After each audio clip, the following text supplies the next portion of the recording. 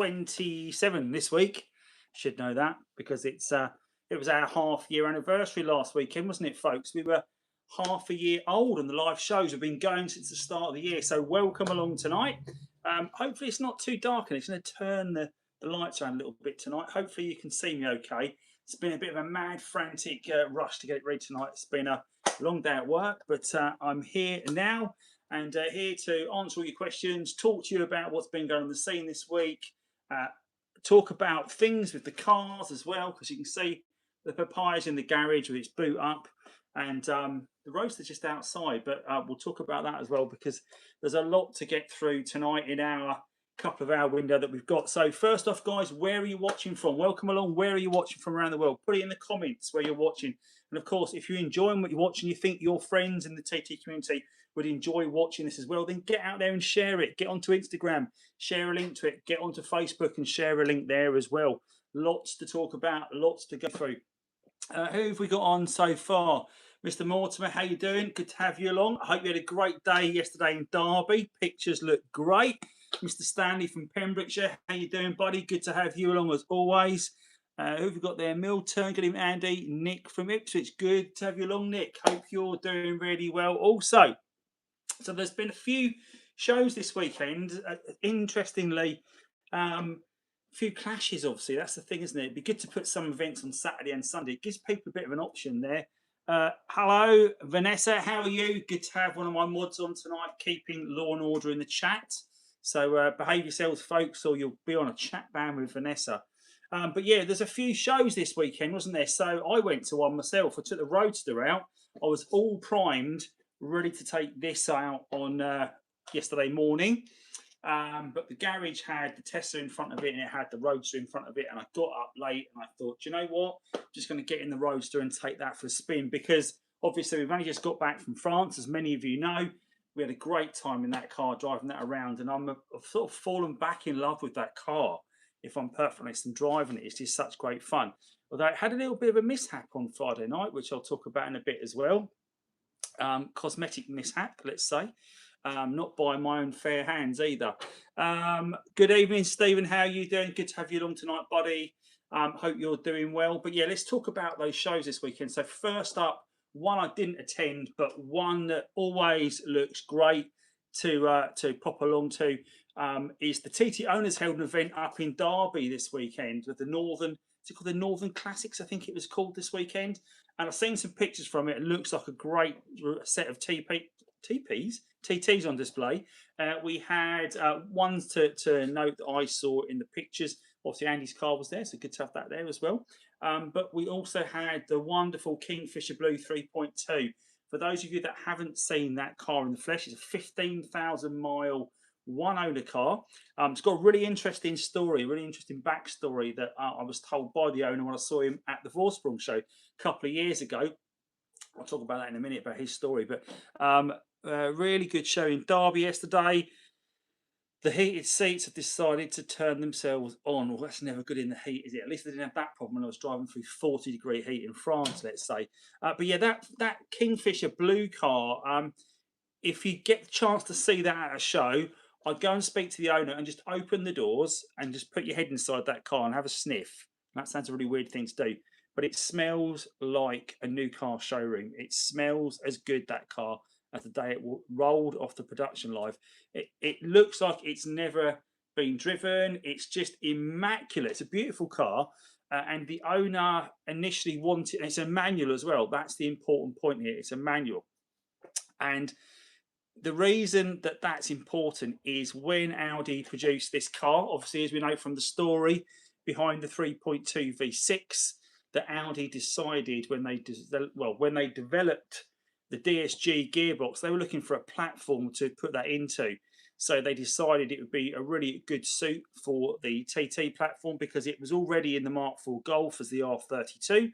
So obviously they share the same chassis, so it was good to move that straight into the TT platform. It was meant to be Audi's sort of crowning moment to take that TT and turn it into a high-end sports car almost. It's to take it into more exclusive part of the market and raise the brand's image, I guess. So, of course, Audi wanting to show off this amazing DSG, so the direct shift gearbox, for the first time. They put it in this platform, and by doing so, this was going to be the only option that it had. You weren't getting a manual, you were only getting a DSG. Audi wanted to use it as a sales pitch. However, people were asking, great engine, great car, does it come in a manual? And they were saying, no, we're not doing it in a manual. So you can have it in a DSG or you can not have it at all. So your choice. So at the time, this owner of this Kingfisher Blue 3.2, that is, he owns it now, he said, do you know what, I'll have a 225 then in Kingfisher Blue. So Audi did him a manual Kingfisher Blue 225. And lo and behold, about 8 months later, Audi did a bit of a U-turn and said, we're actually going to make the 3.2 in a manual. So the owner went back and said, well, hang on a minute, because I don't really think that's on, because you've sold me this car and I wanted that car with the manual gearbox. So Audi, being Audi, they decided to buy the car back off him, and they made him a 3.2 manual in Kingfisher Blue. So he got the car he wanted in the end, despite having to jump through the hoops. So there you go. Interesting story behind that car if you saw it for the first time. But if you do get a chance to see it, its number plate is 32 TT. So it's really quite an unusual car. So definitely check it out, guys. Who have we got on tonight then? So just watching Chrissy Jamie, good to have you along, buddy. I hope you're good, polishing your wheels while listening to this. Good to know. Noggy the Noggin, I hope you're doing well, sir, as well. I hope you're all good. Who else we got on? Jackson. Hello, Jack. How are you? I hope you enjoyed the football this morning. I heard that you got up nice and early with your dad and you watched the rerun of the game this morning. Hope you enjoyed that. For those of you, I'm not going to mention the score, because obviously there might be some of you out there that still don't. Well, if you've been living under a rock, you don't have the score. But I won't mention it because obviously there might be people on here that do want to see it still. But what I will say, as you can see, I'm in the Andy Charger t-shirt tonight, is that I have just tonight released the Quattrophenia 5 t-shirt. So it's the 5th running of Quattrophenia this year. So it's the 5th edition. So the Quattrophenia 5 t-shirt is now live on the Andy Charger merch store. So if you go to sellshirts.com/marketplace/Andy Charger, you'll see the shirts. They're available in 4 colours at the moment. So there's the white with the blue number, so it looks a bit like an England shirt. There's also a lovely Kelly green one with a white number 5 on the back. It looks a bit like the Mexico shirt. See what I did there? So there's a couple of great options there. There's also a lovely pink option as well with a black number on the back. And there's also a black t-shirt with a white number on the back. So you've got that reverse. So some really good options there. If there's a t-shirt colour you really fancy, you think I'd like Quattrophenia, but in this colour, drop me a message and we can put it on the store for you. But they are available on the channel now. So if you're interested, check out the channel and pick one up. Who have we got in the chat then? So Dave, good. Hello Pip, how you doing, mate? Your pictures of your show looked absolutely immense. I've seen them on the Eastern group. Looks great. You had a great turnout the other week, so fantastic. Well done on that, sir. Currently on the Greek island of Kos. Amazing. I bet you're having a great time out there. I bet the weather's nice and warm. My wife's just got back from Croatia, actually, so they've just returned this evening. They've had a great time also. Who else have we got on there? Paul Hutchinson, good to have you along tonight, buddy. A lot of members in the chat tonight. It's always good to see. Mr. Jugs, Lee said we are allowed to buy a t-shirt even though we can't go. Of course you can. You can buy a t-shirt, and I'm sure that Lee will probably want one of those lime green ones. I can probably do one in lime green for Lee if he wants one. But definitely check it out. I think we've done the same theme for the last 3 years, where we have the Quattrophenia, whatever edition it is, with the number on the back. So this year, every year we try and change the font. So this year I've gone from a real Mexico 86 retro font with the font. It looks amazing, I have to say. I wish I had one here to show you to hold up, because it does look the absolute business. I think I might go for a green one, actually, because the green one, even though it's Mexico colours, it does look really quite cool.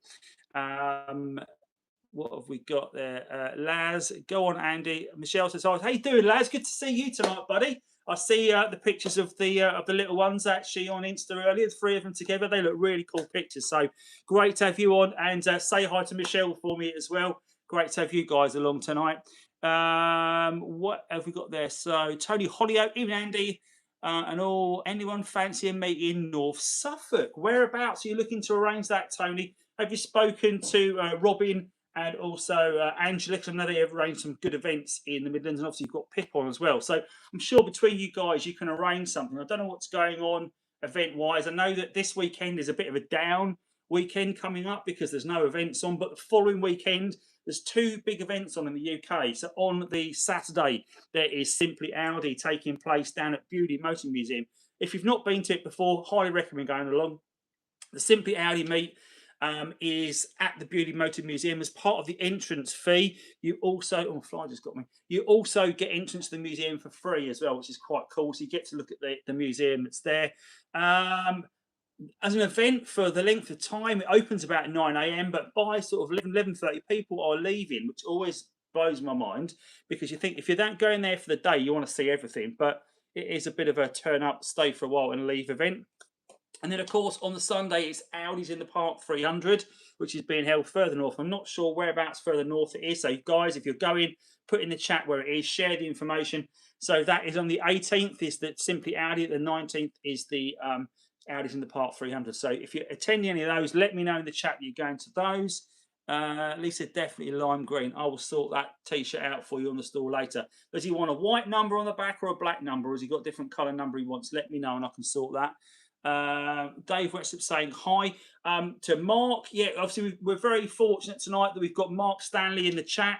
So OEM TT parts, if you need any bits for your car, Mark's the guy to speak to. And it does sort of like segue into an interesting conversation that I wanted to have tonight, because I was thinking about parts that are available for cars and parts that aren't available. And it seems to be getting harder and harder to get hold of parts now. People are turning around and saying we don't stock them. I was fortunate enough to see Harry Trice yesterday, and Harry works for VAG actually, so he can get to, or is it Audi now works for? He was at Volt. I think he was at Volta. Now he's Audi, or the other way around. But he can get hold of all the parts from the parts department. So if I need anything, I'll speak to Harry, and he sorts me out. So he can look through the computer and see if it is or isn't available. Handy to know that. But I thought we'd talk about bits that maybe aren't available directly from Audi, but luckily we've got people around the UK and around the world as well that carry an amount of new old stock, or they also have access to parts through Audi Tradition, which is a really good way, a good network of getting hold of those hard to get parts. So Mark's on tonight. So what I was going to say, anyone that's on tonight that needs parts, they're thinking, I need to get hold of an XYZ, put in the chat and ask Mark if he's got it. There are some parts that I know that Mark has mentioned to me are available still that he has. I did see a conversation today. Someone was asking about an OEM thermostat. I think he said he had one in the shelf, didn't you, Mark? So I'd love one of those. Actually, I need to get one myself, because I'm going to do the thermostat on the Roadster, because after that journey to the south of France, where we started getting a few odd readings now and again, I think it definitely needs to be done. But I say that's there are bits that you might need to get hold of. So put in the chat whatever you need and see if Mark's got it. Hello, Jeff. Good to see you on tonight, buddy. See you Saturday as well for a barbecue.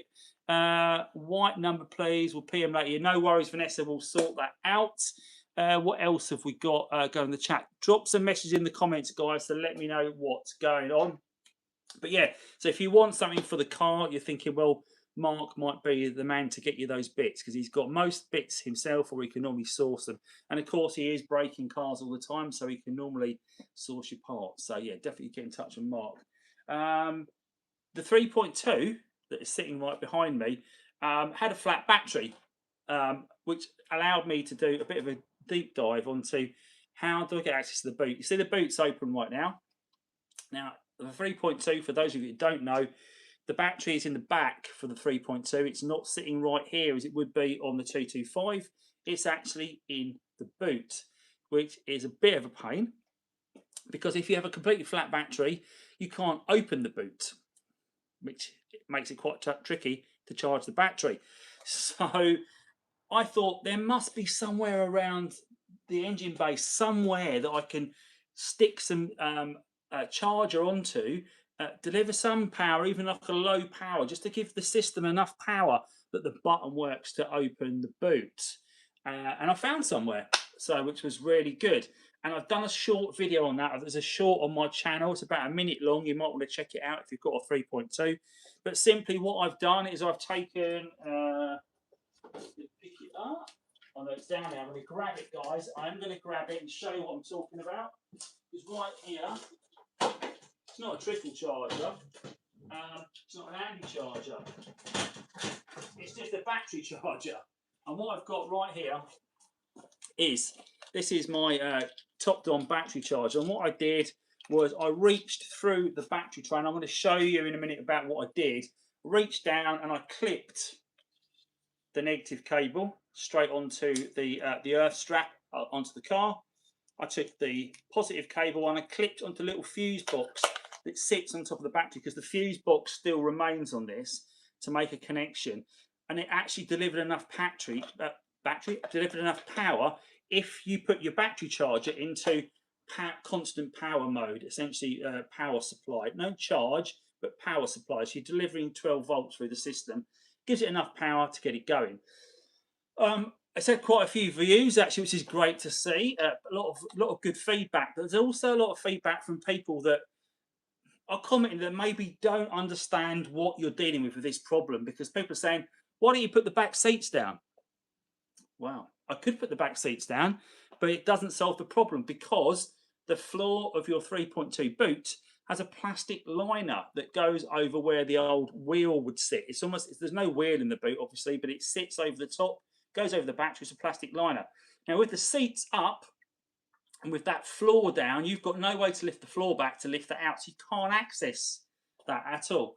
And then someone said, "Well, there's a handle in the in my Roadster to open the boot in the cubbyhole." And yes, there is in the 3.2 as well. That also has that. So if you need to open the boot in the 3.2 Roadster or the 225 Roadster or the 180 or 150 Roadster, there's a compartment behind the driver's seat that's got like a little pull handle. If you've got no battery to open your boot, put your hand in there, pull the handle, and the boot pops open. Success, great success. So that is a real benefit. But that handle doesn't exist in the coupe. So if you've got a coupe, you're in a bit of trouble. So that is not going to solve the problem. So I did notice those comments. I don't think people really understand the true nature of this problem. But of course, I've been looking around trying to find somewhere, and I thought, well, I could run it off the alternator, because the alternator has a positive pin on the back of it that you could clip onto there to deliver some power through the system to bring it to life. But this did it by clipping onto the fuse box. So I did put a comment on Facebook earlier saying, "I've got this, I've done this," and someone came back and said they've got their C-Tech charger hardwired into the battery in the boot with a little positive terminal that hangs in the wheel well.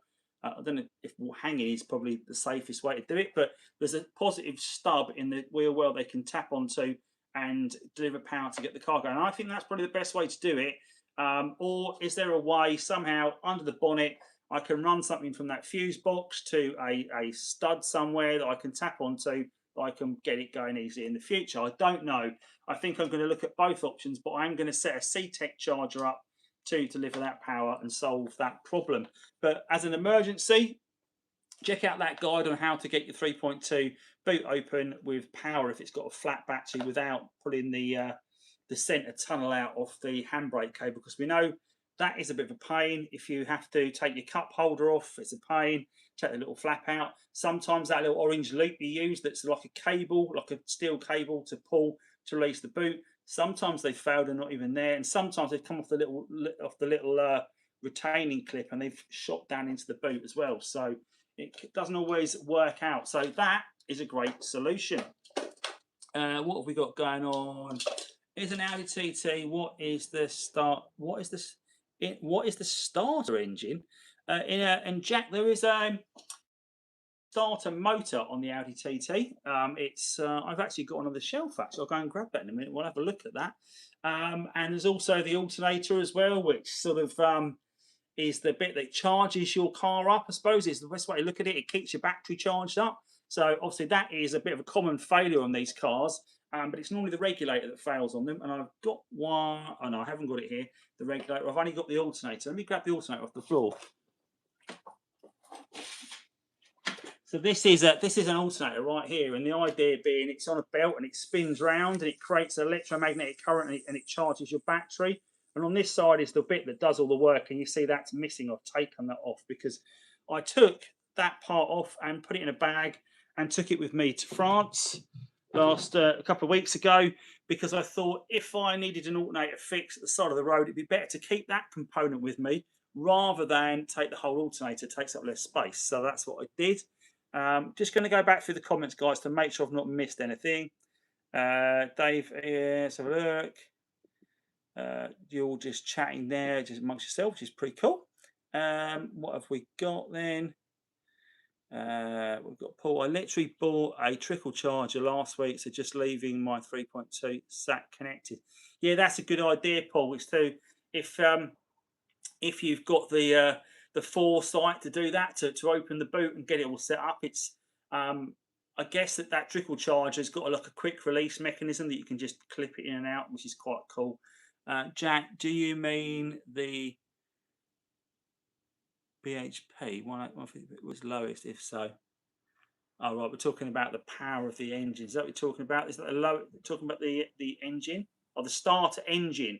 Is that what you mean? Sorry, I was talking about how you start the engine, but yeah, I think Jack's probably talking the starter engine is 150 brake horsepower. It's the lowest powered of the TT range, but it's not the lightest of the TT range. So let's just run through the range of cars, right? So we have got at the lowest end of lowest power, we've got the 150 Roadster. Now the Roadster is the convertible, the soft top, not the hard top. Next up, you've got the 180, and that comes in a front wheel drive and a four wheel drive car. That comes in coupe and roadster. Then you have the 225, which also comes in coupe and roadster, so hard top and soft top. You've also got the Quattro Sport with 240 brake horsepower, and then 247/250. You've got the 3.2 V6, which is the car behind me. Also comes in coupe, also comes in roadster. Now, the four-wheel drive mechanism is quite a heavy piece of kit that sits at the back of the car, the differential and the Haldex. So that makes the car a bit heavier. So if you think about it, a two-wheel drive car with the same engine will be lighter than a four-wheel drive because it hasn't got that. The Roadster is heavier than the coupe by default. It's got a lot more bracing and structure to it to keep the rigidity of the car, much heavier car. So the 150 brake is actually heavier than the 180 two-wheel drive. So the lightest car of the range is the 180 two-wheel drive variant. And actually, the 180 and the 150, they've got a faster spooling turbo. It's a KO3 turbo, much faster spooling than the 225.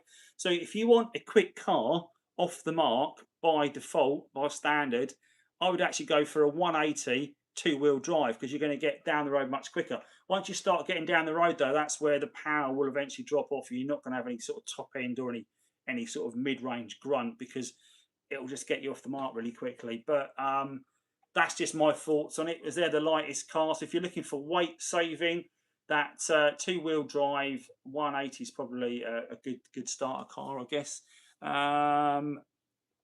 Who's that? Hello, Simon. How you doing? How'd you get on with your bowling last night? Did you win your bowls? Hopefully you did. Guys, put in the chat in any questions you've got for me tonight that you want to ask about. I'm going to talk about the meet I went to yesterday. That's what I'm going to talk about next. So yesterday morning, I went to Joe Cordwell's meet over in Rochester. We had about 15 cars turn up. I did a live from there, so you may have tuned into the live and seen the cars on display. Some different cars I've not seen before came along yesterday, and there was a mix of Mark 1s, mainly Mark 1s, as we know, but there were some Mark 3s and Mark 2s as well. So there was a guy that was selling his Mark 2 Roadster. I think it had for $4,000. It's got some nice bits on it, actually. It looked quite a nice car. A lady turned up towards the end with a little dog with a coupe Mark II as well. She was new to the group as well, I think. And then a young lady had just turned up before her, and I do apologise, I can't remember your name. I want to say your name was not Kelly.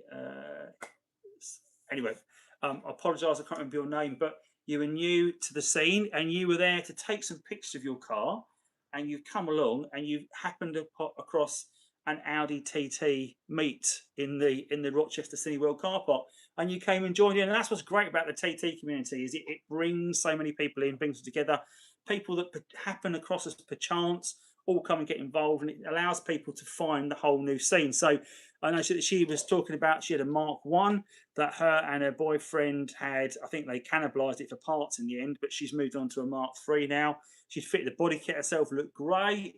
You know, getting into the scene, and I really like that. That's the TT scene is not just for old duffers like me.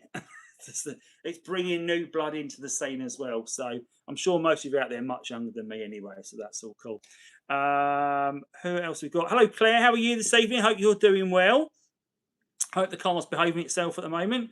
The Mark III with the tinted lights. You reckon that it will prevent the lamp fade? Simon. That belongs to Michelle, that car, and she was saying that she had that chameleon tint on her lights, and it doesn't affect the beam pattern or anything like that. It's still legal, which surprised me actually, because I thought it would be with a tint on them, they would be illegal, but no, it's all good.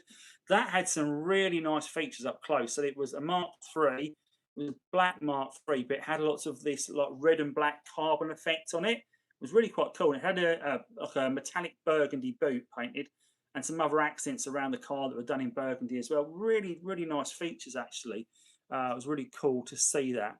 A couple of different cars there. Obviously, there was the Vicky's car was there with the chameleon wrap on it as well. Mark 1. That's always a cool car to see. And there was a chap there as well that was asking me a few questions about his PCV system. He'd ordered some pipes to change out for the PCV system, and he was looking for I think it was the brake booster pipe. I think he was looking for that hadn't come in the kit, and he was looking for how he could. He was working out what all the pipes were and where he needed to replace them. And I was saying, are you going to do the pipes yourself, or are you going to get someone to do it? And changing out your PCV pipework is, it is something you can do yourself. The trouble is, if you're changing all the boost pipes as well as what you can introduce boost leaks if you're not careful. You will obviously hopefully solve a lot of the issues that you might get with the PCV system from collapsed pipes. In fact, I've got a pipe that from my PCV system that I'm just going to turn the camera, the follow me on the camera, because it's not following me tonight. I haven't turned it on yet, but let's turn it on. There we go. Right, so hopefully the camera will now start following me. There you go, it's following me. So what it is, I'm going to go over here. I'm going to grab a boost pipe from the back here. So this is a pipe that I took off the car, he says. Well, I tidied it away. No, I didn't. I brought it around here. I'm just showing off and showing you doing that. Oh, I'm breaking a plug on the floor. This is the pipe I was going to talk about. So this is the pipe that goes from my hockey puck, from my PCV valve down to the tip. Now this should be nice and rigid, and the one that's on the car is nice and rigid if you've seen the video. But this is what's come off. Look at that. Oh, that's not good. The camera's just decided to have a hissy fit then. So hopefully it's just sorted itself out. Right, there we go. So I'm just going to swap you over from the. I'm going to put you onto that one. There we go. That's a better one. We'll do it like that. That's a much easier way of doing it. So yeah, there you go. This pipe here. Can you see how collapsed that is? So if you can imagine when that turbo's kicking in and asking for a bit of power, if you've got soft pipes like this and you put them under any load, they're just going to collapse down, starve the car of any sort of air it needs. So, and if you look, if I squash that down, I mean, I shouldn't be able to spin it around. Like, look at it, it's not holding shape. It's all like collapsed and horrible. Look at that. If I do that, you see that how soft that is. Shouldn't be doing that.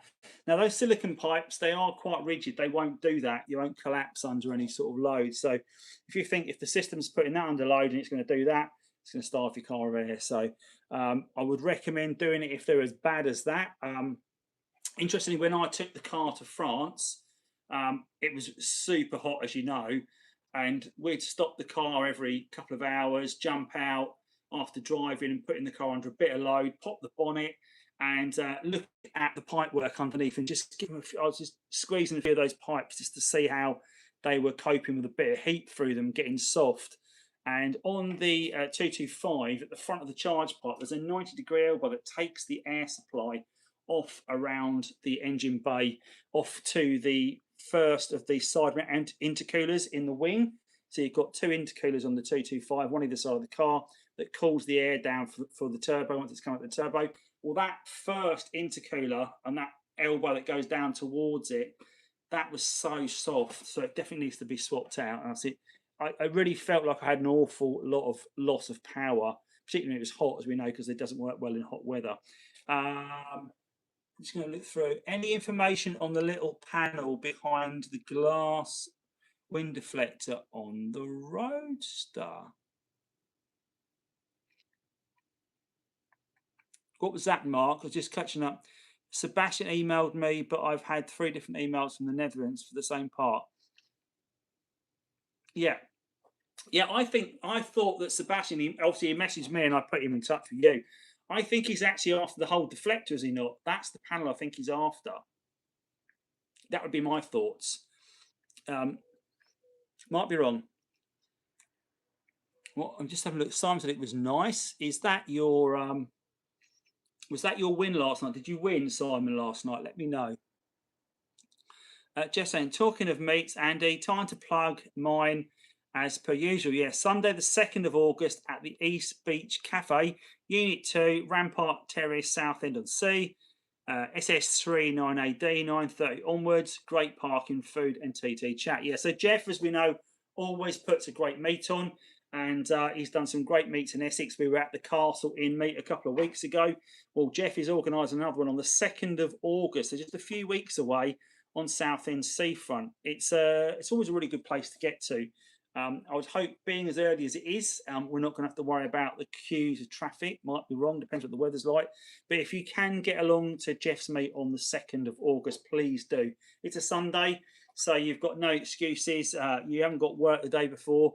You got work the day after, but you can come along and enjoy the great TT chat, the great food and the great company, and look at some amazing cars as well. So definitely come and do that. I got the PCV pipes new from TT Spares. Great. You got a full set, did you, Claire? Hopefully you have. Should we put Jubilee clips on all the PCV pipes? Yeah, so you've got a couple of options on PCV pipes. Is you have you either have the PCV the sort of like clips. Just trying to see if I've got one to hand. They're like a single-use clip. The use of a special pair of pliers. You can do that. I prefer to use Jubilee clips, and the reason I prefer Jubilee clips is because I can tighten them and loosen them as I feel need to do. Whereas those single-use clips, they have like a ratchet almost where they clip into. So you haven't got as much of a tolerance on those. You're either committed or not committed. And I think if you haven't got them done up tight enough, you can introduce boost leaks. And of course, if you over tighten them, you can damage the pipes. If you over tighten these pipes, the Jubilee clips tend to dig in as well and cause more problems, and then cause the pipe to split where the Jubilee clip is. So be very careful when you're doing it. Just having a quick look back through the chat. Sadly not lost by 2. Oh, it was a great game and enjoyed it. Oh, unlucky, Si. We're obviously not very lucky in Milton Keynes, are we? Stephen Harp, hello from all at the Irish film crew. Hello, Stephen. Hopefully you and Mark have been liaising over a potential engine solution for your TT that we can keep it alive. No, that's the problem. He's actually not after the whole thing. There's apparently a panel that has 3 fins on it, and it used to protect the glass on the way up without them. I'll have a look for you after, Mark. I'll drop you a message on that. I'll have a look at my Roadster and see what I can see. I don't know what that part is, you know, what he's talking about, buddy. That's not one I'm familiar with. Can cause the glass to smash. No, that might be my wife. She causes the glass to smash. Unfortunately, Jeff, I'm probably going... what does that say? My eyesight's terrible tonight. The 90s ones are Brands Hatch. Oh, is that Steve Craddock? Sorry, Steve, I didn't see who was talking there. Appreciate it. Just to add, all details of the meet are on the TT Addicts Facebook page. Yeah, guys, if you're ever wondering about upcoming meets, the TT Addicts have got a great events page where we cover all the events that are coming up. Definitely check that out. There's other Facebook groups out there as well that also have events pages, so definitely check it out. If you're a member of a local group, excuse me, check it out. Obviously, I used to do an events video on the channel, but unfortunately, not everyone was getting the information to me, and it just became a bit of a challenge. So I haven't been doing those events information videos for some time. What else have we got going on? Barry Higgins. Hi Andy, I went ahead and put the Mark IV Golf side skirts on. Oh, wicked. I lined up the curves and I put the end, and in the end it looks great. Excellent. Good work. Do you know what I saw yesterday? I saw, talking of putting things in a Mark in a Golf, I saw a set of baseball stitch interior from a TT, front seats and back seats in a Mark 1 Golf. Yep, believe it or not, there was a wonderful Mark 1 Golf that came along to the in Kent yesterday, owned by Chris Johnston, and he has just bought himself a Mark 1 Golf and done away with the TT. Looks really cool, actually. It's a really cool VAG project, that. And he's put, yeah, baseball stitch interior in, and it looks amazing. I couldn't believe it fitted. I said, "How have you got that to fit?" He said, "It bolted straight in." So I thought it was really cool. Yeah, Mark, I will say, yeah, send me a photo, mate, and I'll check that out for you. No worries, Steve. That's Jeff replying to that one. Best Audi TT to buy second hand, Drew asks. Wow. Depends what you're after, Drew, I guess. Are you after a Mark 1? Are you after a Mark 2? Or are you after a Mark 3? If you want some trouble-free motoring and you've got a decent amount of money to pump into it for a newer car, then obviously the Mark 3 is the way forward. If you want that classic look and you want the heritage and the history and the fun of driving it, and what most of these people, like-minded people in the chat here tonight, are into, is buy a Mark 1. Now, there are some different versions of the Mark 1 out there, as we know. There is the 3.2, as we've got behind us here, the coupe. Interestingly, roadsters seem to be don't hold their money as well as coupes. Now, if you went back to when I was a young lad, if you had a roadster, like a convertible car, you were doing very well for yourself as a young lad. You couldn't get hold of roadsters; they were just really expensive, and they were seen as a bit of a luxury item. But it's gone the other way now. So most of the cheap cars in the Audi range tend to be either very tired coupes or roadsters. They don't seem to hold their money as well. I don't know why that is. I guess it's because the people that want the Mark 1 now, I think they're buying it for the classic iconic shape. And I think the Roadster loses some of that by having a soft top, a bit like a Porsche would be. You know, if you wanted a 911, a 911 soft top doesn't have the same appeal, I don't think, as the coupe. And I think it's the same thing for the TT Mark 1. I might be wrong. Tell me I'm wrong in the chat, guys, if you think I'm wrong. But I think the classic look for the TT is definitely the coupe. So what are your options? Well, if you want the biggest range or option of cars out there, I guess the 225 Quattro, there seems to be the most popular car on the road. It also gives you a great base point for tuning. It's the highest tunable start point of the engines. Could be debatable with the Quattro Sport because it's the same engine, but which is a little bit of a tweak on the tune.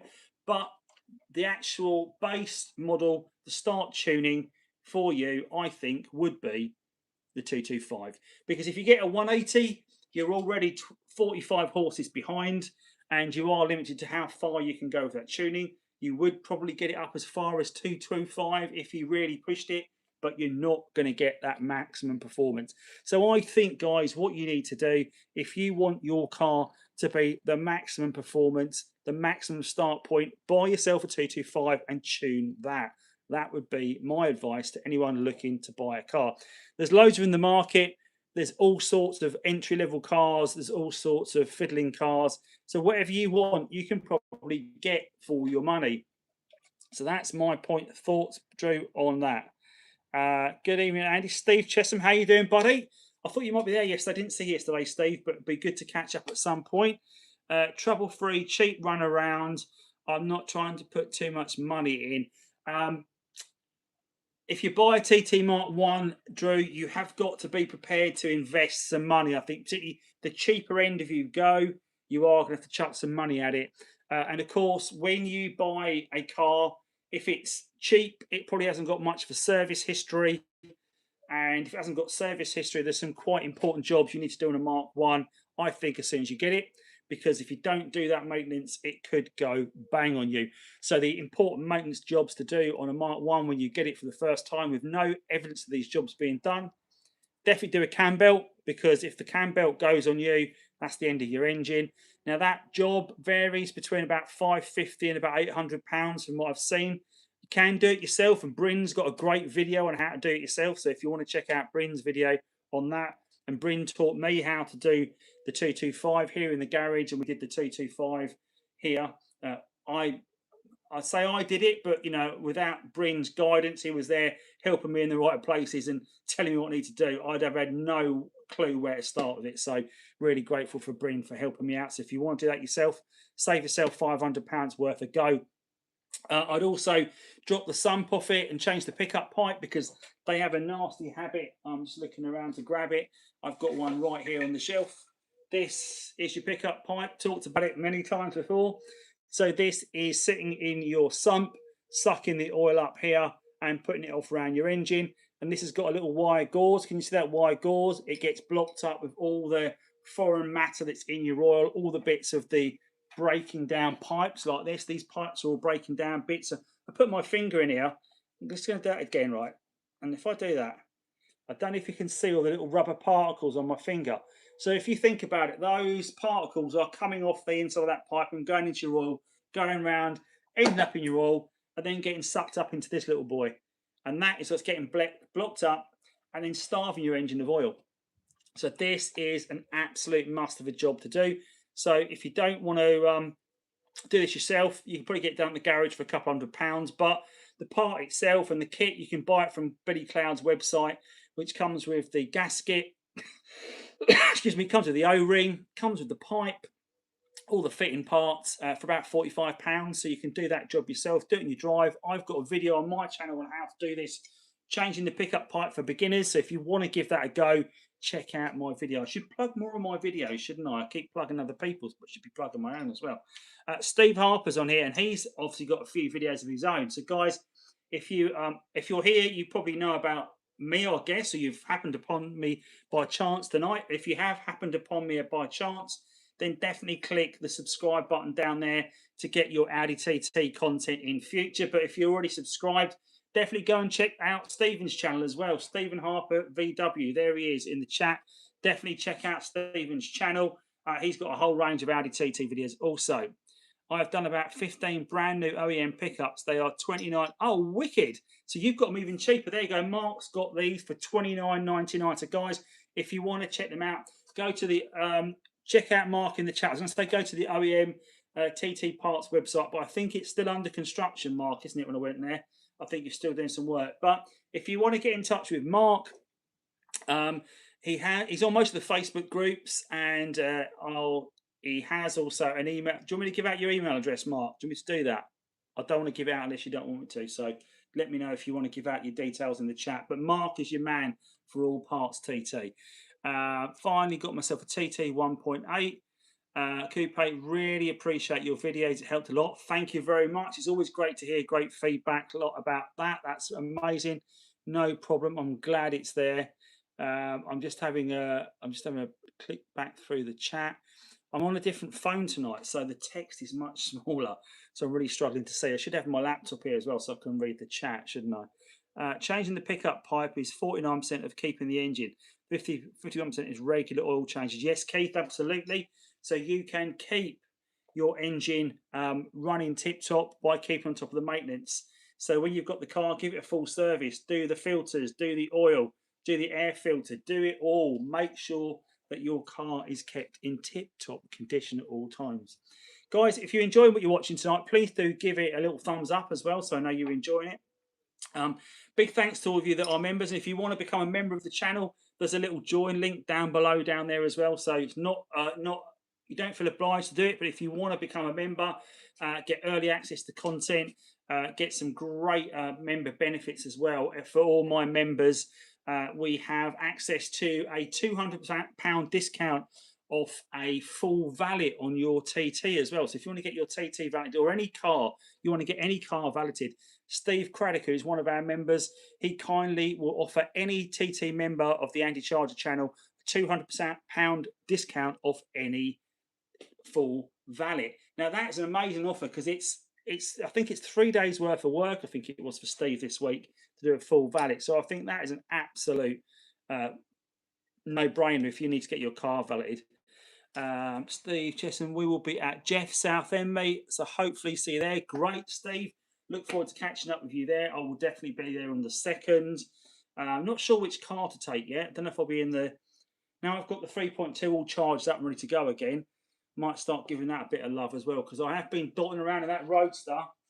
And I am enjoying that Roadster. But it's also made me think about some jobs I need to do in it. So this winter, I need to get to the bottom of the Haldex problem. Mark kindly supplied me a Haldex for that car, and I've got it still sitting in the garage here, Mark. I still haven't done it, and I do need to get that Haldex swapped out because the Haldex doesn't work. It's not the filter. I don't think it's the oil. It's not my earth strap either because that looks intact. But even though it looks intact, it might be causing a bad earth somewhere, so it might be a problem. So maybe I will take a closer look at that as well. But what have we got there? I like the idea. Nice one, Steve. Okay, so there you go. There's some good chat going on there. Excellent, Steve. A lot of people saying some good stuff there. People coming along. But yeah, so the Haldex needs to be done. I am going to do a lot of the PCV system on that car, I think, over the winter as well. And I'm also getting some funny knocking noises from somewhere on the suspension.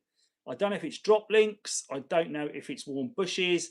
But there's definitely some suspension noise there. I noticed it the whole way to France and back. It didn't fail on me, luckily, but we do need to get that addressed as well. So the winter would probably be a good time to get it off the road and have a little look at it and see what we can do. But one job that I do need to get done, I'm going to probably get it done tomorrow, is my son decided to open the door on the Tesla on Friday night straight into the Roadster door. It's put a big dent in the Roadster door. That car's bodywork is in pretty good condition, I have to say.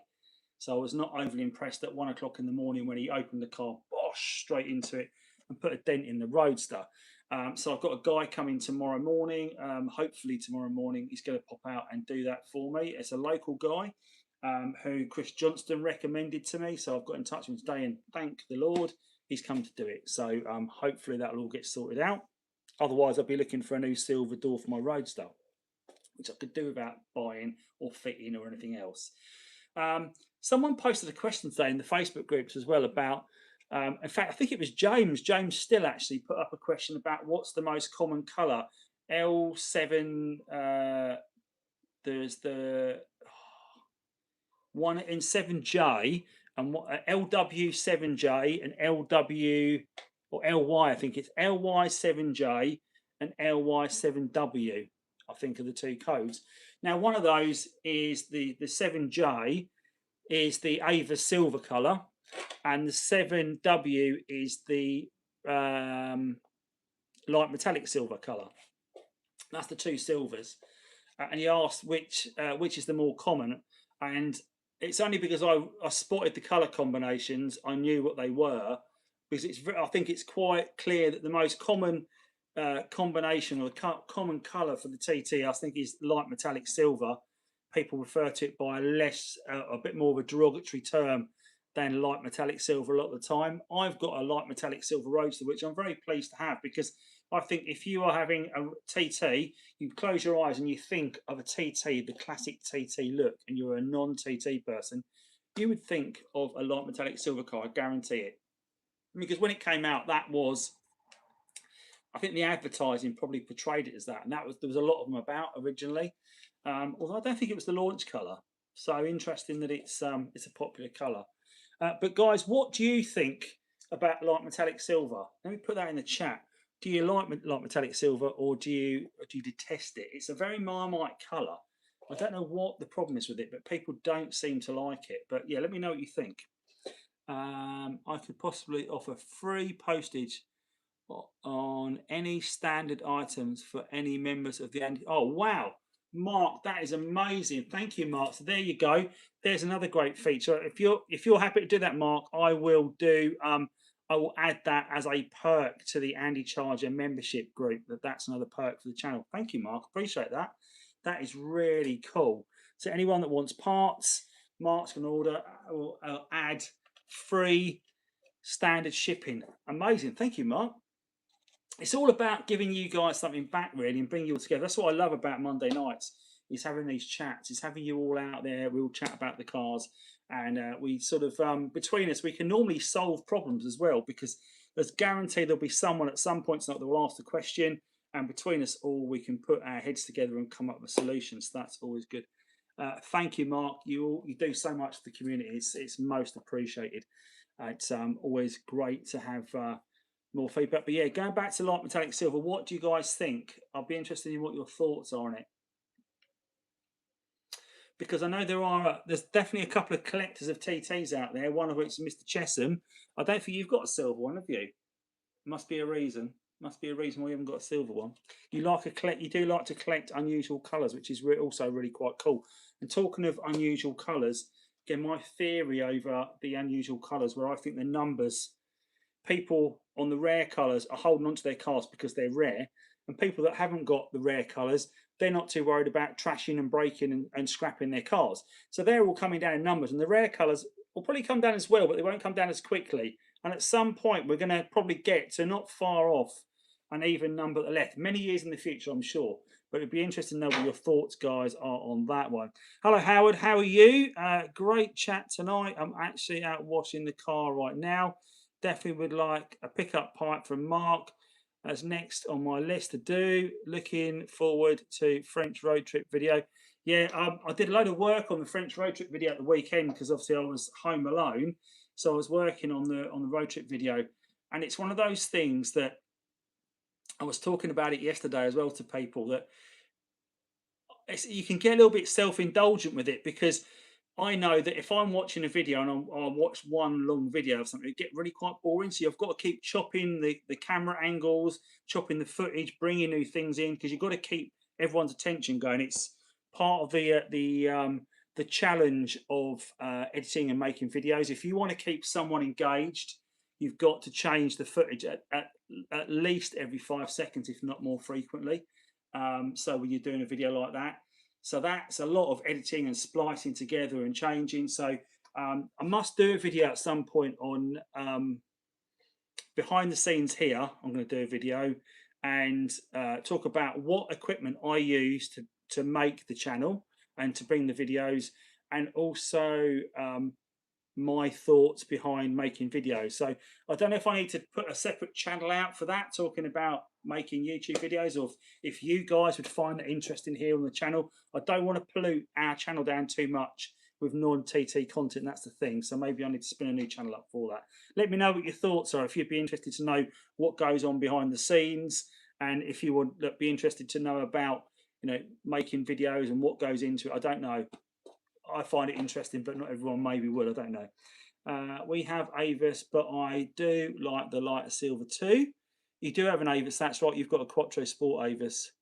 Got to be the silver, but these cars are to be driven and not garaged. I agree, Stephen. You are quite right there. I love the metallic silver. I got one, have always thought, as you stated, the association with the original is so strong. Absolutely is. Absolutely is, buddy. I can't see. Is that Zenit there? Good to see you along tonight, buddy. Lee always wanted silver because he used to. What's the advert? That's exactly. So that's it. We all remember that, don't we, from the adverts? That was the colour to have. Absolutely. I got my suction cups and Silkaflex 252, and your video. Wish me luck. You won't need luck, Claire. You'll better do it. It's a great job. It's I was going to talk about doing roofs tonight, actually, and doing windows, because that's just, there's a real mix of opinion on that, but we'll talk about it because it's a bit polarizing.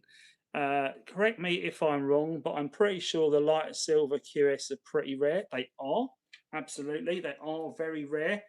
And a rare car I saw yesterday, and you might shout me down here over this, guys, but I can't recall seeing another one until I saw one yesterday.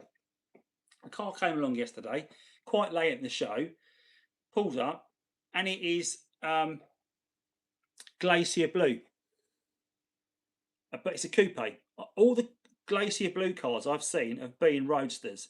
It was a Glacier Blue 225 Coupe. I don't think I've seen one before. Please let me know in the comments if you've seen one. I've not seen one.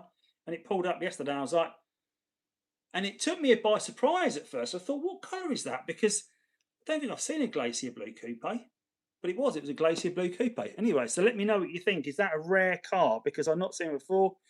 I've had 2 light metallic silver TTs. Wouldn't have been my first choice. Interesting. No, you've currently got a Merlin purple, so you've got a very rare car at the moment, Andy, which is a great car. Wasn't the launch colour Dolomite Grey? Yeah, I think the Roadster. I think it was. I don't think it was. I don't think it was for the coupe though, because well, I think the Dolomite Grey was the prototype colour. I don't know if it was the launch colour though. I might be wrong. We'll have to check that. I nearly bought a 3.2 coupe in Glacier Blue. Interesting. Paul Hutchinson has said that. Yeah. So got a Glacier Blue 3.2. Couple of bought of Pearl. Oh wow! You've bought cars off Pearl. Pearl starts sending their 3.2s. I thought they'd never sell those cars. Yeah. But would you say, Mark, are they quite rare? Have you seen many to break? Because I've not seen any Glacier Blue coupes. That's very rare. I'm miles behind the chat here, guys. I'm going to scroll back and catch up on these. I nearly bought a 3. Oh, that's that comment. Yeah, from Paul. Jeff said it's still like. I'd still like to hardwire in my dash cam. You got me, Andy. Yeah. If you were confident enough to help me, could always do a video on the install on the channel. I don't know. I'd give you a hand, Jeff, but I'm a bit nervous about doing it myself. If I'm perfectly honest with your car. My 3.2 manual coupe is Glacier Blue. There you go. Didn't know that, Dave.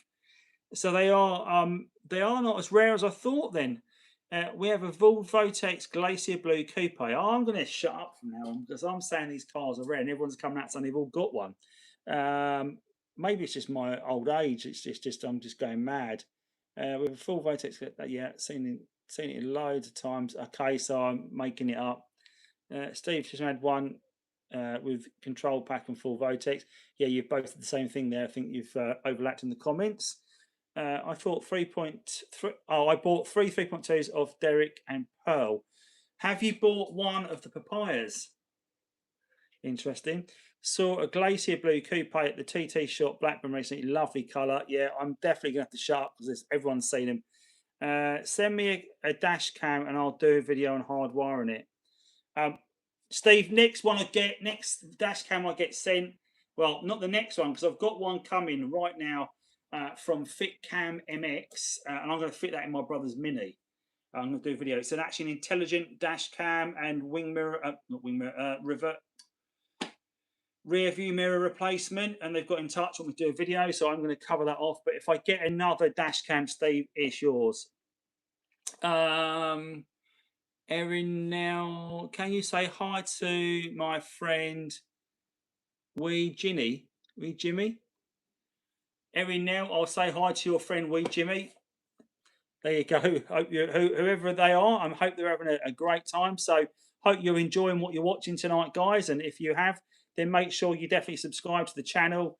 And also, yeah. And if you are enjoying what you're watching, Claire, thank you very much. Claire's sent me a donation, a super chat. Thank you of £10. Thank you so much, Claire. You're always very kind. Hopefully, you are enjoying the content and you get lots of benefit out of what you watch, as always. What was that?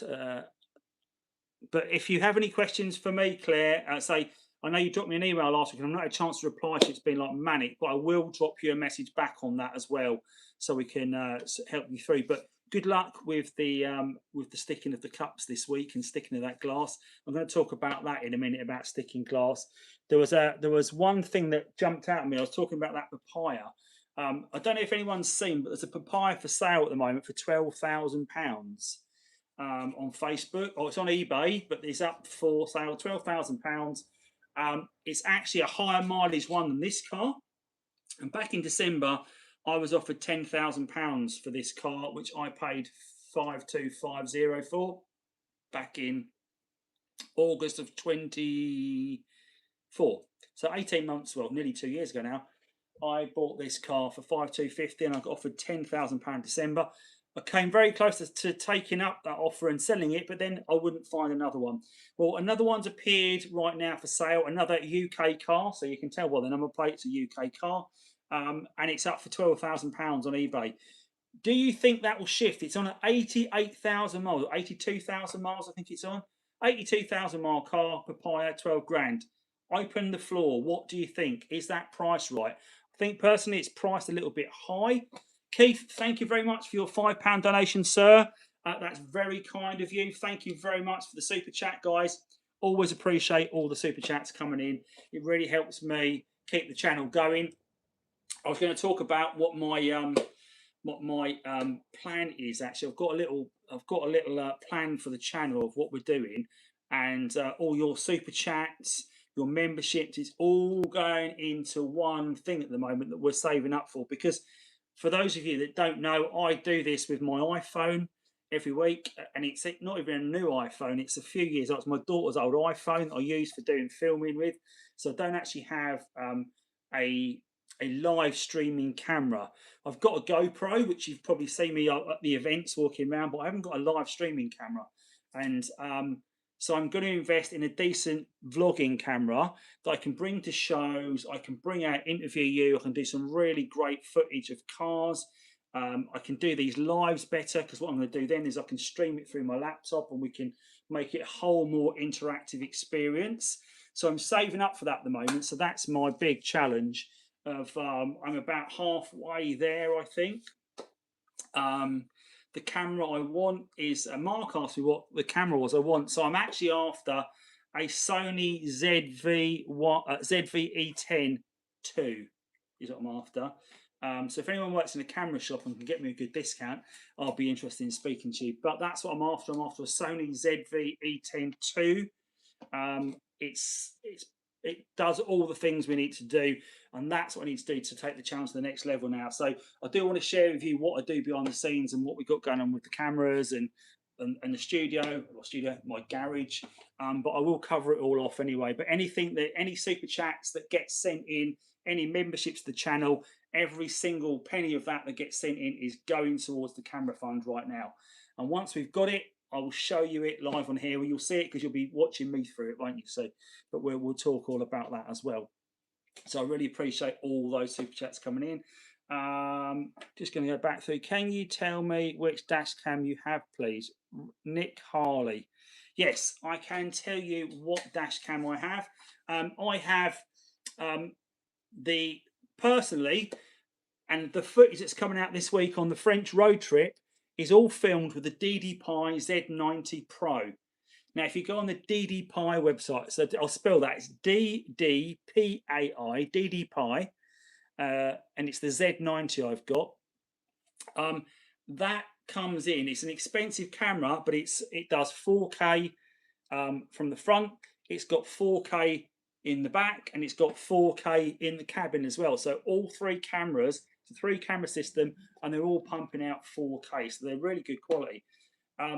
I played back the footage when the first time I saw it when I was in France. I plugged it into I took my my channel laptop. I've got a laptop I use for editing videos. I took that with me to look at some footage when I was there.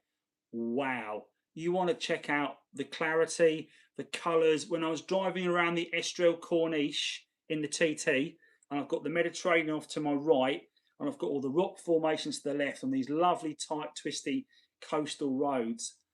I played the video back and it's just mind-blowing, the quality of it. So really looking forward to sharing that video with you.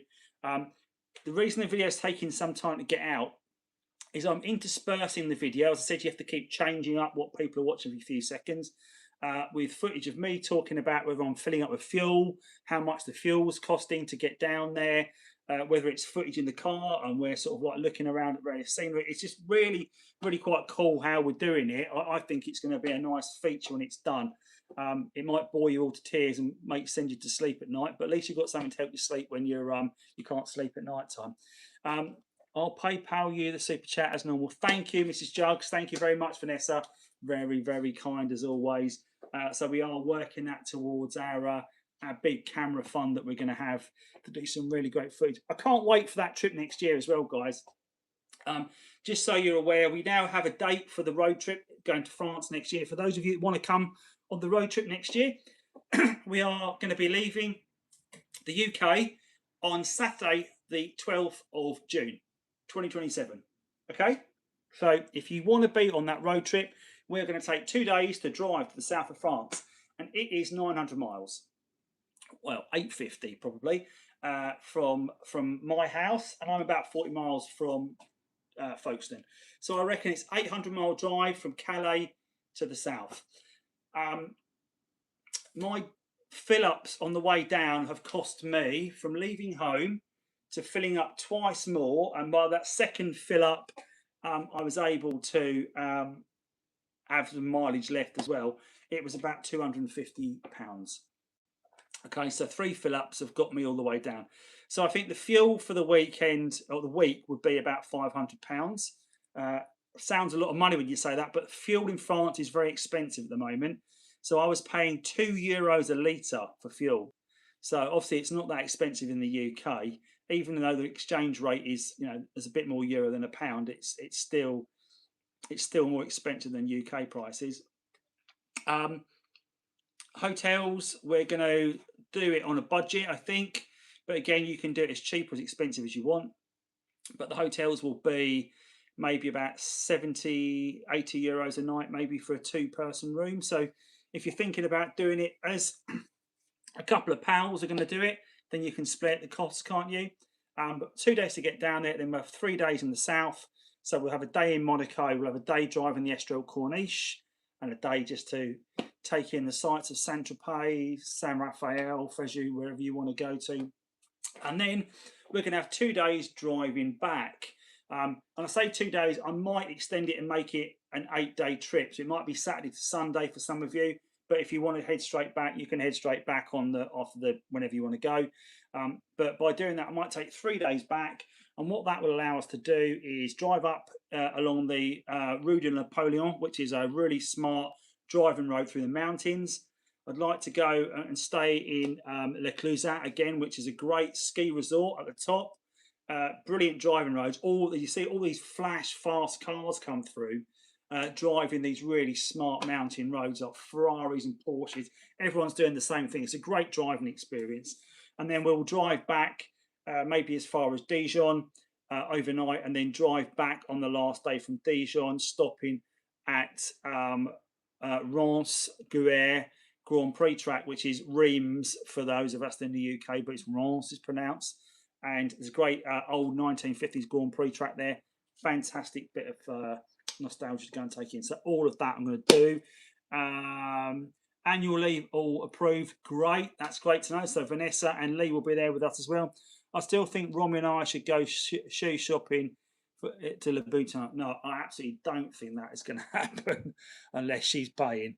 But yeah, if you guys say make it what you want, guys, and we go down there, it's going to be a great trip. But that's going to be the 12th of June next year till the 19th/20th on that Sunday, Saturday or Sunday. So it might be 2 days down, 3 days there, 3 days back. I think it'd be a great trip. And between us all, I'm sure we can take enough spares and things to cater with that as well. So guys, if you're enjoying what you're watching, enjoying listening to me rabbit on about road trips next year, events that are coming up this year, my plan for the channel, things going on with the car, then definitely smash that like button so I know that you're enjoying what you're watching. It helps me know that you're enjoying it. Thoughts on that papaya car? I know you saw a couple of. I know of papaya with sub 50 for 8K. Mark, that is. Who is selling that one? That's an interesting car. Is it a UK car or is it a Japanese import? Because if it's a Japanese import, they don't seem to hold their money quite as good. Oh, right. So, Steve, I'd missed your comment as well. Tracy said you don't see many desert green roasters with baseball, as will be making an appearance soon. Wicked. And you also have the hardtop in desert green as well, which is quite a rarity. So great that you've got that going on. Hopefully you've held on to that. I think you might regret selling it if you did sell it. But let me know what you're thinking over that. I'm just going through. Just I missed there that Erin Neil said that. Or was it Neil? Is it Erin Neil? He's a car engineer. Wicked. So it's always good to have car engineers on. When I bought the red two-wheel drive car, I had a choice of either Glacier Blue two-wheel drive, wicked. Local guy to me, UK car, he's literally 1 mile away from me. Wow.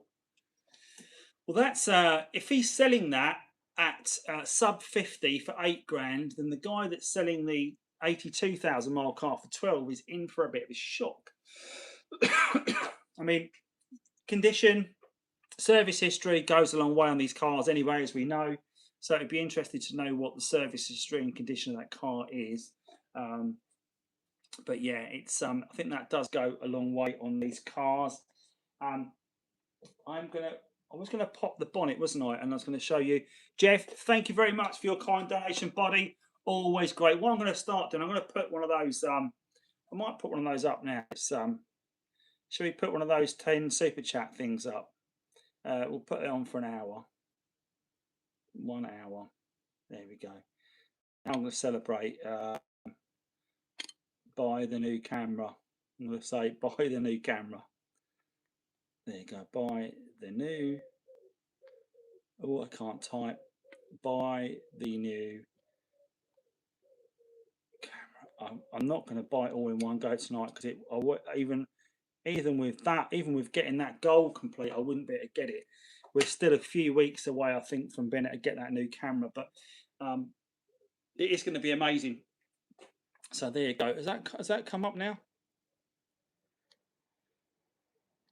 Hopefully that is now up on the screen. Oh, there you go. The created goal is now running. That will at least allow you to see it. But what I'm going to do, I'm going to open the bonnet and I'm going to show you on the 3.2 how I managed to get the car jump started without any power and opening the boot. Not jump started, that's wrong. I'm going to show you how I open the boot without any power from the battery at the back. So I'm going to pop the bonnet and I'll turn it over there so you can see me. So I'm going to pop the bonnet. And then when I do that, we can have a look under the bonnet. Oh, that's something else I want to talk about, spats. Don't let me forget about spats. Because that's what I want to show you tonight as well. Because I've got my spats on. Right, so here we go. Let's pop the bonnet. Right, let's bring you over. So you can follow me. So there we go. Right, so then we'll have a look down here. Is that going to work? Hopefully that will work. Can we see this? Yes, we can. Okay, so what I'm going to do, just going to put some more light on the subject. Just going to grab my light so you guys can see what I'm doing under the bonnet as I work on it. There we go. Hopefully that should give us a bit more light under here. So what we have here, I've only done it quite lightly. I'm going to spin these off. Now, Mark Stanley, if you are still on there and talking about parts, do you still have these as OEM? Are these still available OEM? Can you still get those? Because I would love a set of those. Because Jeff Bedford kindly gave me a set of those. I fitted them on my blue car and I didn't take them off my blue car when I sold it. And because I sold it with those on there. And I've only got 2 on this car and they're not great. So there are. So we've undone those by hand. And that'll allow me to take the battery cover off. Guys, hopefully you can still see all this while we're working. Okay, so under here, you can see under there, hopefully you can see that. If I just... So down in here is the earth strap I can get to. Can you see down in there? If I do that, the earth strap is down there. And what I did to get the car running, or to get power to open the boot is I open the fuse box and I put my battery charger on a constant supply, and I reach down through this battery hole down here, not with the power, the negative, straight through where the battery would be, and I clip it onto the earth strap at the bottom there. So that's clipped onto the earth strap. Okay. I then take my positive terminal and I clipped it on the third one, just like that. So now I've got power going to this red and white wire down here. Okay. So that red and white wire has now got power going to it just down there. And by doing so, if I open the doors now, I've got lights on the dash.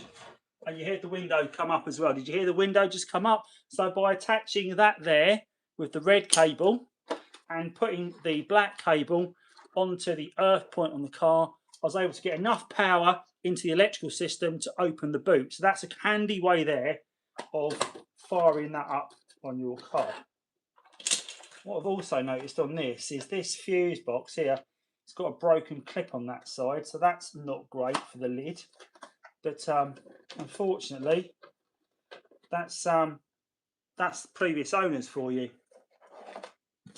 And I've also noticed that I think that doesn't.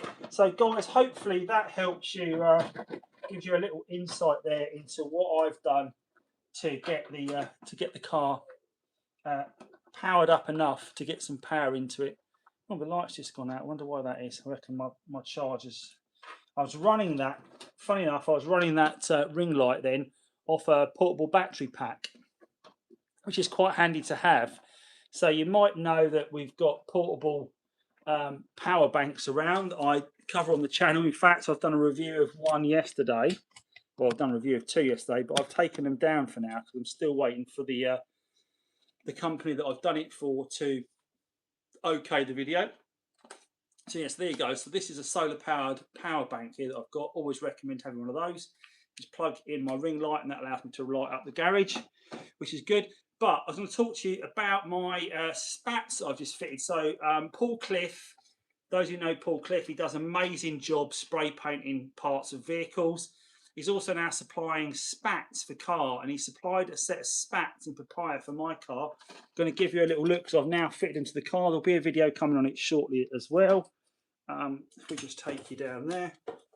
Excuse the mess because the garage is a little bit messy at the moment, but I will just give you a little look at the spats. There you go. Can you see the spats on the car there?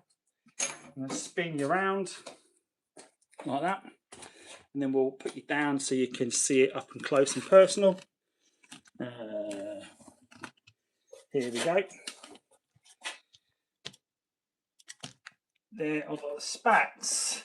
Now, bad knees.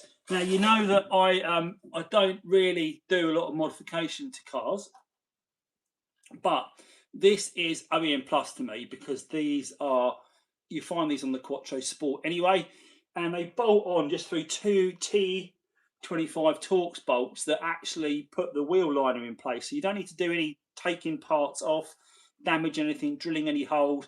They simply just bolt on. Paul did also recommend running a piece of double-sided tape on the inside of the spat to hold it against the bodywork nice and tight. I didn't do that, and you can see there's a little bit of a gap, but not much of a gap. It's a pretty good colour match. You notice that the top of the spat finishes exactly with that line for the bumper there, and the bottom finishes with the bottom line down here as well. It's a great lineup, great piece of kit. I think that James Still is also doing them online as well, and I think they're about £65 painted. So I think they're a real good piece of kit. If you're interested, definitely get in touch with Paul Cliff or James Still on the Facebook groups. I say Paul is an absolute expert painter. He's done some great headlight restorations as well. So if you want your headlights clear coated and fixed, he's your man to speak to. I'm just having a look back for the chat, guys. So I've been conscious, I've been rabbiting on people. What have we got? Paul Hutchinson sent me a donation, the first of the 10 super chats. Thank you very much, Paul. Much appreciated. Brilliant. Mark's got those bolts. I definitely need a set of those. Yeah, I need some of those screws. I think everyone needs those screws. The new ones from Audi Tradition don't have the posi head bit. they can only be done up lightly. I'm not worried about that as long as they can actually look fit in all the holes. They've got one missing. I'd like a set as well, Mark. Everyone wants a set of those. Feel free to message the OEM TT parts page, guys. Yeah, absolutely, guys. If you want any parts, please do message Mark's Facebook page and get your orders into Mark. Looks great. Yeah, thanks, Si. I think it does. It looks a really good improvement to the car. I was a bit dubious about fitting them, but I think they do look quite nice. I'm selling my TT. Who's that? Nick Harley, is that? Is there a good place to sell it, avoiding Facebook, but aiming at people who enjoy TTs and maybe want a project, not a valuable classic? Nick, drop me a message what car it is, what you've got, what you're looking for. Maybe we can put a Facebook post. Maybe I'll put a YouTube. You are a channel member, and as one of my perks to my channel members, I've always said that if you are wanting something put out there on the channel as a way to sell something, or if you're looking to buy something, that for channel members, I will be happy to do that service. So, guys, if you are a channel member, and you want to do something like that, so Nick, send me the details and I will put you a post together with a picture of your car with the contact details. I'm happy to be the liaison between you and a third party. So if you don't want to put your details out there, I'm happy to tell people to get in touch with me at the channel, and they can come through me and I can pass your details on if you want, so you can stay not anonymous, but you can stay vetted as such from all the crap that would come in. So if you want to do that, Nick, drop me a message and let me know. Happy to do that for you, buddy. Steve Harper, modifying TT OMG, Andy. What next? Modified exhaust, lowered flux capacitor. Well, I've already got a flux capacitor. It generates 1.21 gigawatts of electricity. But yeah, so I wanted to share that with you tonight because I know that spats are one of those things that I was a bit like, well, is it going to make that much of a difference? Do they stand out that much? And so for those of you that don't know the story behind the spats, I love a little story. Audi decided when they were doing the Quattro Sport to put those larger width wheels on the back. So it's got the tyres on the back I think they're 8Js on the back and it's 7.5J on the front. So the wheel's slightly bigger. So the tyre is stretched on the back. Makes the wheel sit out a little bit. The tyre sits out a little bit further on those cars. So because of that, the wheels, the tyres, the wheels sat out further than the wheel arches. And of course, that's not good, is it? Because if it sits out further than the wheel arch, it won't pass the MOT, because the MOT requires you to have your wheels inside the bodywork. So, of course, because the wheels were sitting outside of the bodywork because of the extra width, they wouldn't have passed an MOT. So how did Audi get around that? Well, rather than redesign the bodywork, they made those little plastic spats to sit on the outside that widened the width of the car and kept the tyres within the bodywork. Simple. Audi are all about engineering a simple solution. And really, if we think about the Bauhaus principle, where form is function, simplicity, that they don't want loads of creases and curves and just nonsense and vents and stuff on it. They wanted to create a simple solution, and that was their simple solution for it. Thanks, Andy. That's really helpful. No worries, Nick. Always happy to help, buddy. And did you? Did I fall over? No, Dave, I didn't fall over. Did you think I did? 8J front, 8.5 rear. Sorry, Mark. I thought it was 8 and 7.5. Thanks, buddy. I knew someone would correct me. 8.5. I know it's slightly wider on the rear, isn't it? So that is your solution for fixing that problem right there. So who would have thought that something as simple as bolting a couple of bits of plastic onto your bodywork would make such a difference? But it has. Yeah. So that's another good little TT story. What else was I going to cover off? I've forgotten what I was going to cover off then. There was something I was going to talk about important, but spotted. Oh, I know. I was going to talk about earlier. Fixing the roof. Now, I'd done a video, 2 videos in quick succession back when I was first doing the channel. One was on resticking the hood glass on the rear roof. And due to let's call it a malfunction by my wife putting the roof down with a bedspread in the boot in the roof void, because we'd use that to pack it out to keep the window up when we stuck it. She folded the roof flat with that still in there and the window smashed. So although we stuck the glass and fixed the problem, we ended up having to replace the roof, and I did that myself. So I've got a video on resticking the glass, which you can do, and I've got a video all about replacing the roof, which you can also do, which I think Bryn talked about last week, didn't he, on his live as well. But on the resticking of glass, this is a real polarizing topic. Some people say you can't restick the glass, you need to buy a new roof. Some people say you can restick the glass, it's a pretty simple process. Well, I'll tell you now, it's not a simple process. It is quite involved. You've got to take your time, you've got to be patient, you've got to do it the right way. And the best way to restick the glass, in my opinion, if the whole thing has come out, I think the best way to do it is, what you need to do is, on the glass, it has like about a 2-inch strip going the whole way around the glass of material. Okay, so this material strip that goes right round the glass is almost used to stick to the roof itself and sandwich the glass between the material and the outside. Okay, so what you need to do, because of these different steps of the process, is I would take that material strip and bond that to the glass first with the glass out of the car. Okay, and then the next thing I would do is I would get my glass and I would glue the actual edge of the glass with my mastic, my black mastic, and stick that to the roof itself, not bonding the inch of flat to the roof yet, but just sticking that in place, getting all your cups in place, or your sucker cups, to pull the glass outwards to the right place. And once you've got that all lined up and it's starting to set, I would then get my mastic and I would go around the in between the roof and that flappy bit of black canvas and stick a load of mastic around there, and then press that all together all the way around. So that creates your permanent bond, the material to the material. That's what gives it the extra strength. Because sticking the glass just to the outside of the roof, it hasn't got enough of an adhesion to do that. So that's the way you need to do it. You need to almost stick that material to the glass from underneath, stick the edge of the glass to the roof, and then fill that material inch so it sticks to the roof, so that glues itself together. That's just my thoughts. Guys, what are your thoughts on repairing the roof? It can be done. Of course, if your whole glass hasn't come out, it's just literally as simple as, because you should have that inch on the inside holding it all in place. It's just a simple a case of where it has come away, pumping enough stuff under that sort of corner or along the edge that you can get enough bonding material to push it flat.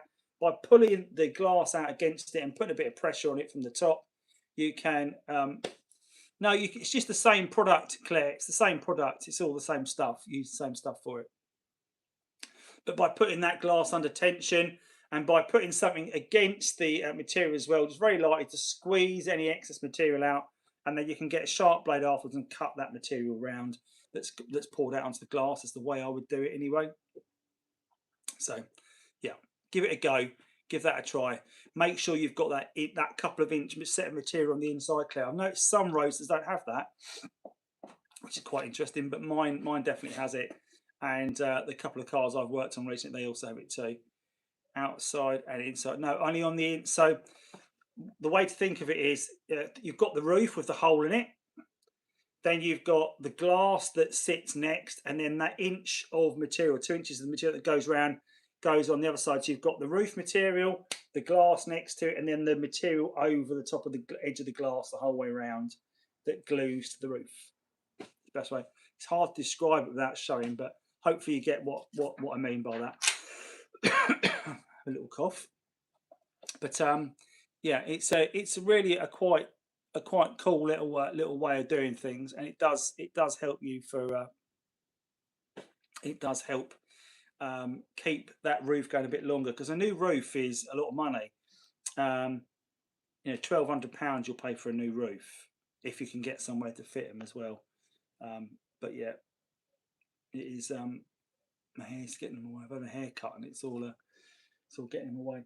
But yeah, so talked about the spats, talked about the roof, talked about the glass. But that's the reason I talk about that glass is it's being brought up repeatedly in the chat at the moment, and it gets posted. And I post up a video saying, "Watch my video. This is how I do it." And people come back going, "How do I stick the glass?" And so I wish people would just search Facebook groups for information rather than posting the same question over and over.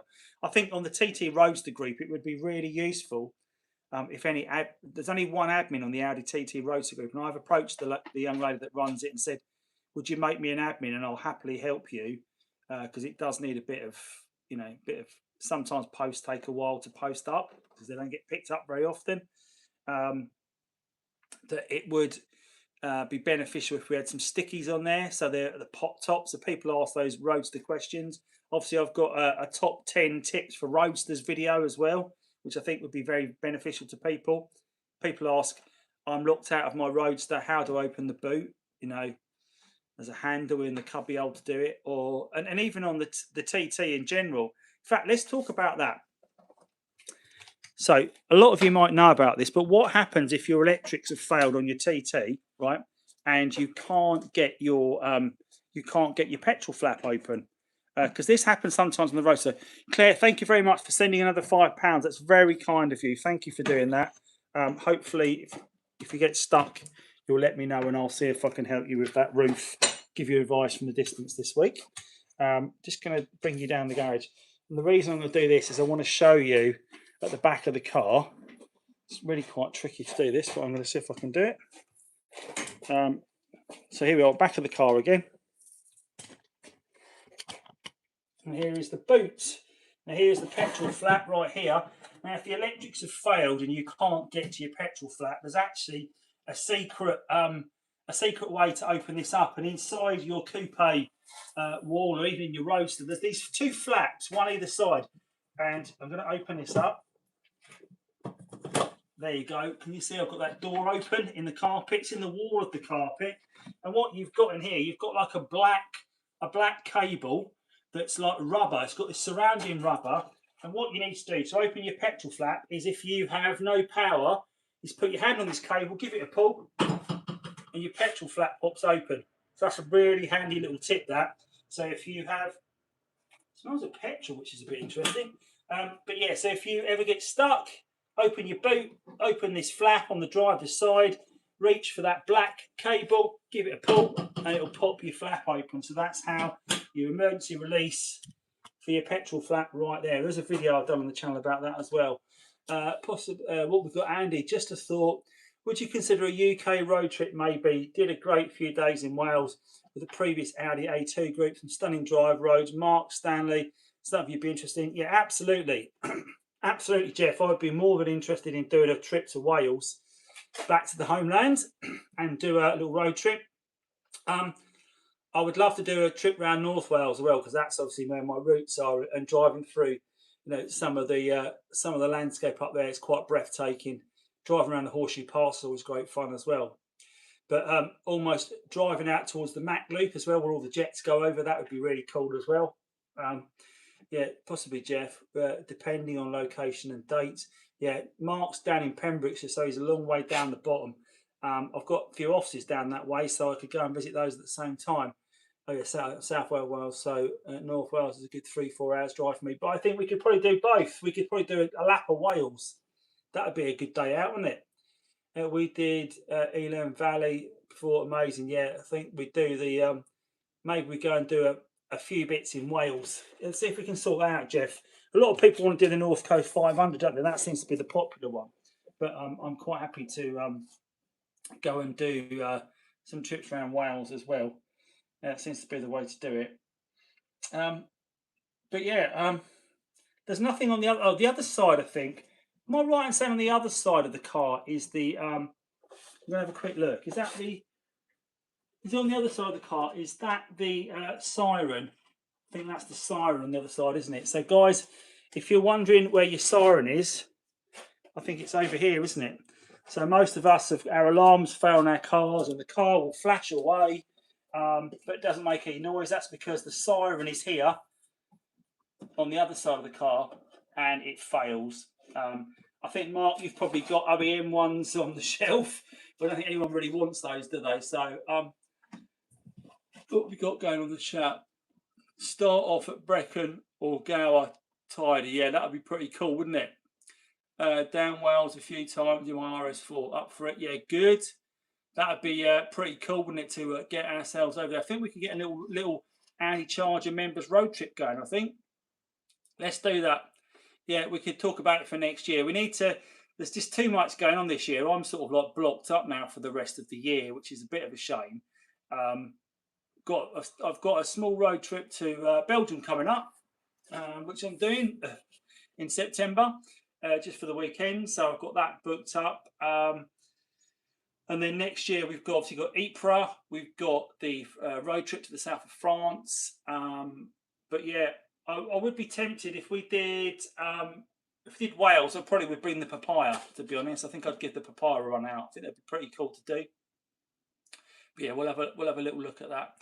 But yeah, definitely something to consider for next year. What's that, Mark? So it gives me time to get a car ready. You just buy one off someone, won't you, Mark? Just buy someone's car off them. It's always I always wonder when there's a Facebook post and I see your truck and I wonder whose car you bought this time. I'm really surprised you've bought cars off Pearl and Derek though. I didn't think they'd ever sell their cars. So yeah, interesting to know. I'd be interested to know the story about what's going on and if you've seen the papayas at their house as well. I guess you have if you've been to buy them.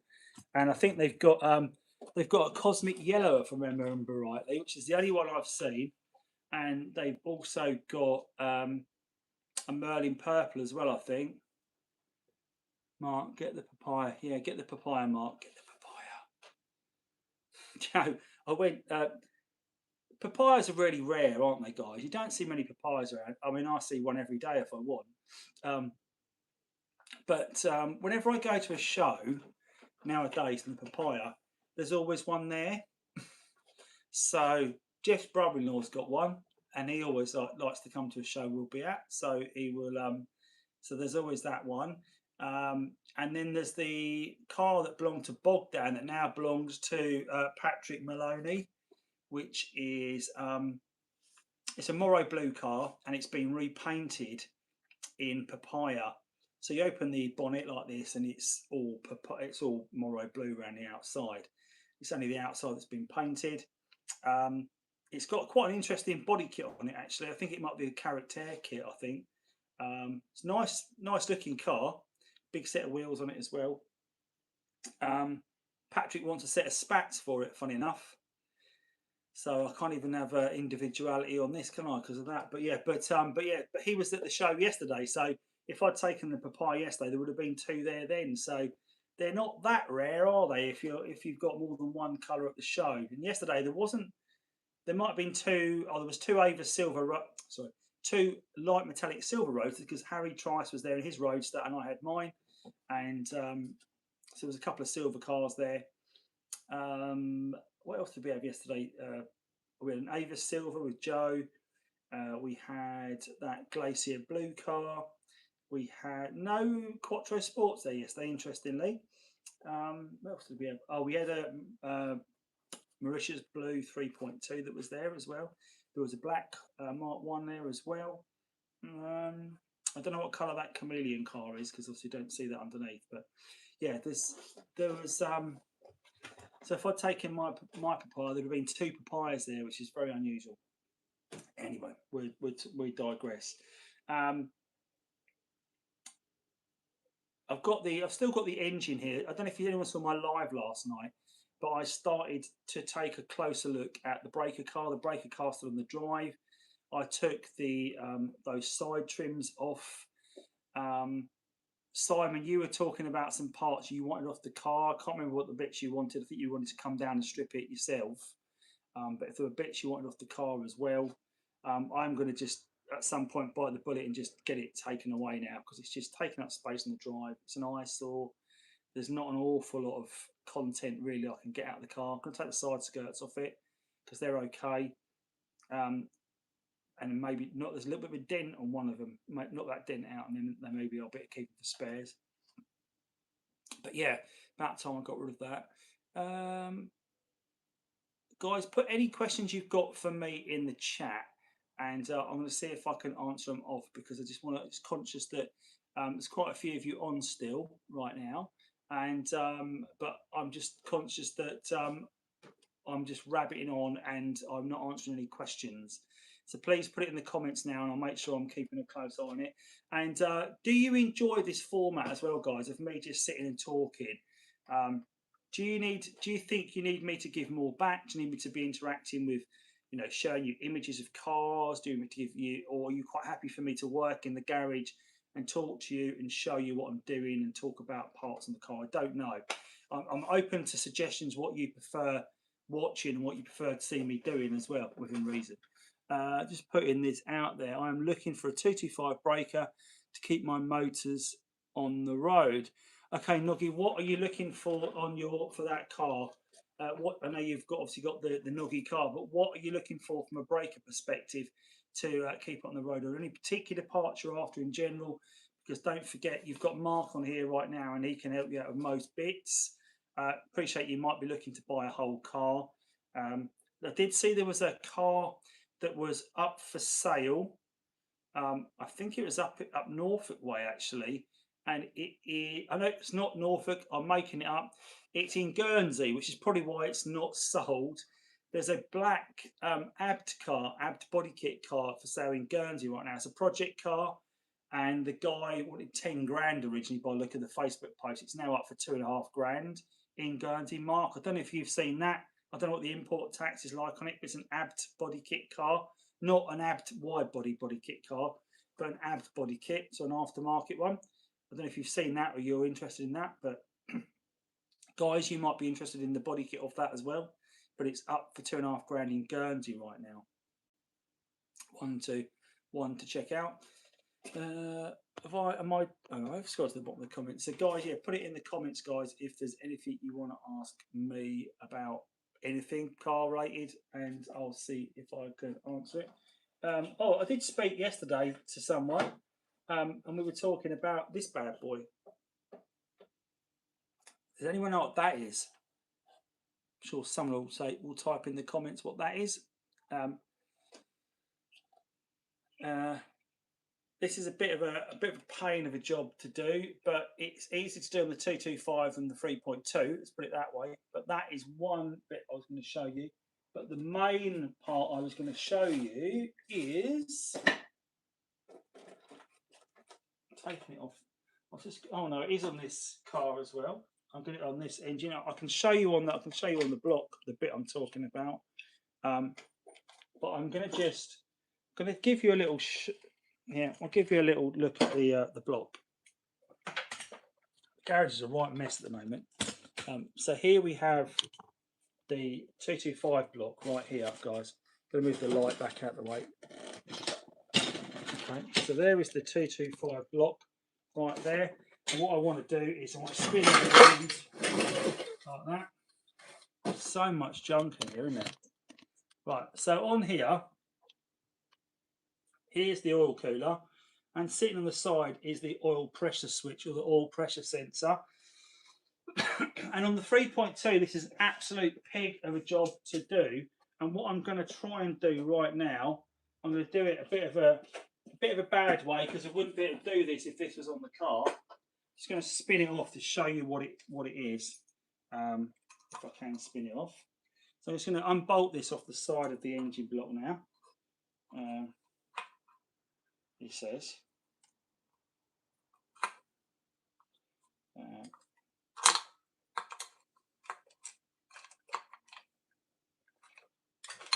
we go. Let's say you just held it. Once you just loosened it like that, break the seal and off it comes. Okay, I've got it off. Now I can show you.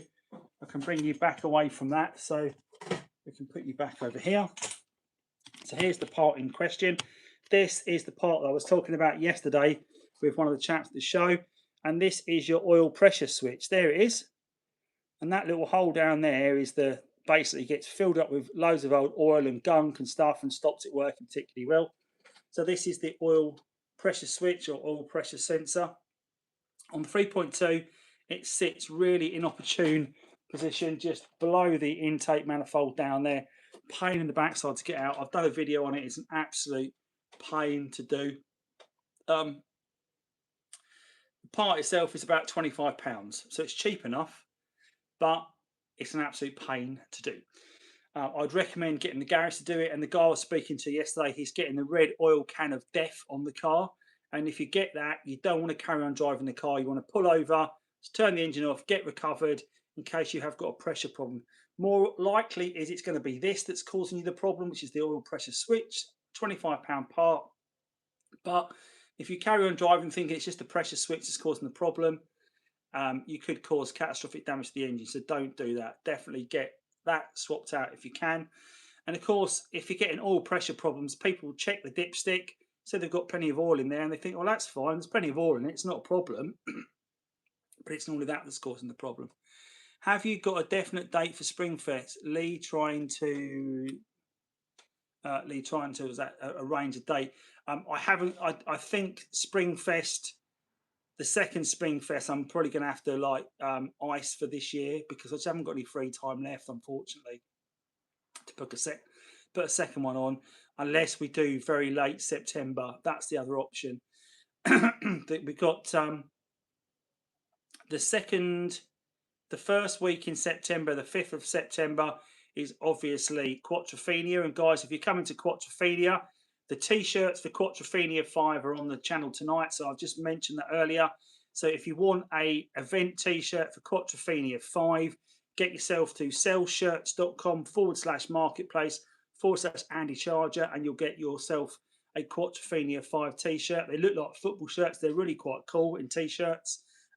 Really cool logo on the back, number on the back as well. The 5 looks really cool. If you can't find that from what I've just said, if you go to my channel homepage, you can click on the link to my stall there as well and pick up a t-shirt from there as well. But they really are quite cool. It shouldn't clog. I'd say it again, regular oil and filter change. It shouldn't clog. You're right, Keith, but they do. And they also go bad because the oil gets into them and they degrade and break down. So it's not just them getting clogged. They also degrade and break down and they cause problems. So chances are that they will go at some point on your car. Unfortunate, but it's what happens. What sort of damage would you cause? Well, the issue is with them, Claire, it's actually not causing damage because what's happening is it's giving you false information. It's telling you that there is damage being caused because if you've got low oil pressure, that means there's no oil creating the pressure to go around the system. If there's no oil going around the system, you're going to not be lubricating your engine, and then your engine's going to seize, and that's going to be the end of your engine. But what this is basically saying is there's no oil pressure. It can't read the pressure, but that's because this has gone bad. By replacing this, you'll get an accurate reading again, and then you'll see that the pressure is actually fine. Now, what I would do is if I had that red oil can, I'd take it to the garage, say, can you pressure test the engine for me? They would make sure there's good pressure. If they say it's fine, we know that it's more likely to be this bad boy right here, the oil pressure sensor. Again, it's a £25 part. It's easy enough or easier to do on the 225. You can access it without taking too much apart. On the 3.2, you need to take the front end off. Now, I've had someone call me out on this and say, it's only an hour's work. You don't need to take the bumper off. I did it myself, blah, blah. And I say, okay, then make a video and show me you doing that with yourself to show me what you've done then, because I had to take the front end off. And even if you go to the Bentley manual and even the Haynes manual as well, they recommend you do this from below and you take it apart. And that's the route I first took. If you watch the video, you'll see all about it. I took the route that the manual said. I took all the bits off underneath and I still couldn't access it. So the only way I could do it, bumper off, undo the front end, lift all the radiator contraption forward, and then get to this with my homemade spanner, which is an old patio spanner that I've bent into position and ground out with an angle grinder. Pretty cool gadget, actually, if I don't mind saying so myself. I do like fabricating a tool to do a job. But there you go. So that is your oil pressure switch right there. I'm going to put that up on the side. But that is a pain. And this was this crankshaft position sensor right here This was giving me bad readings on the 3.2, on the blue 3.2, and it was telling me, well, it wasn't even telling me, it was just causing the car to stall and idle and die. I broke down at the service on the M25. I broke down at Simply Audi. I thought it was a fuel pump problem, and I've changed the fuel pump, and it worked okay for a couple of hours, and then it stopped again because what was happening was this was getting hot. This part was getting hot, and when it got hot, it would start failing. So, of course, if I turned the engine off, let the engine cool down, it would run fine. So, really, if I'd known that all along, what I could have done, turn the engine off, let it cool down for an hour at the services, and I could have probably have driven home.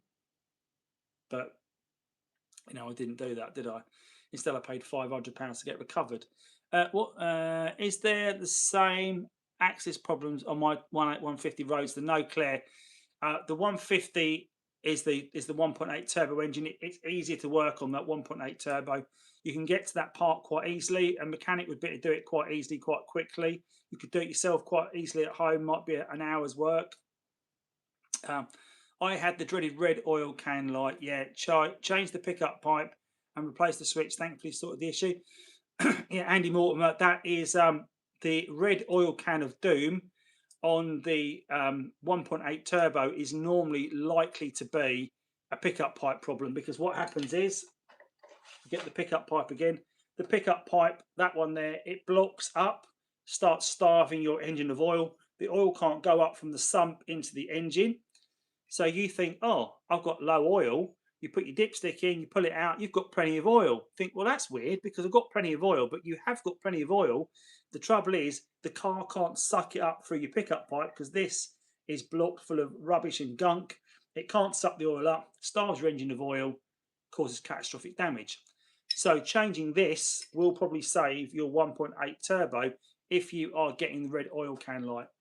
But it's essential to pull over and stop driving straight away if you start getting that, because it is telling you I haven't got oil going around my engine, essentially.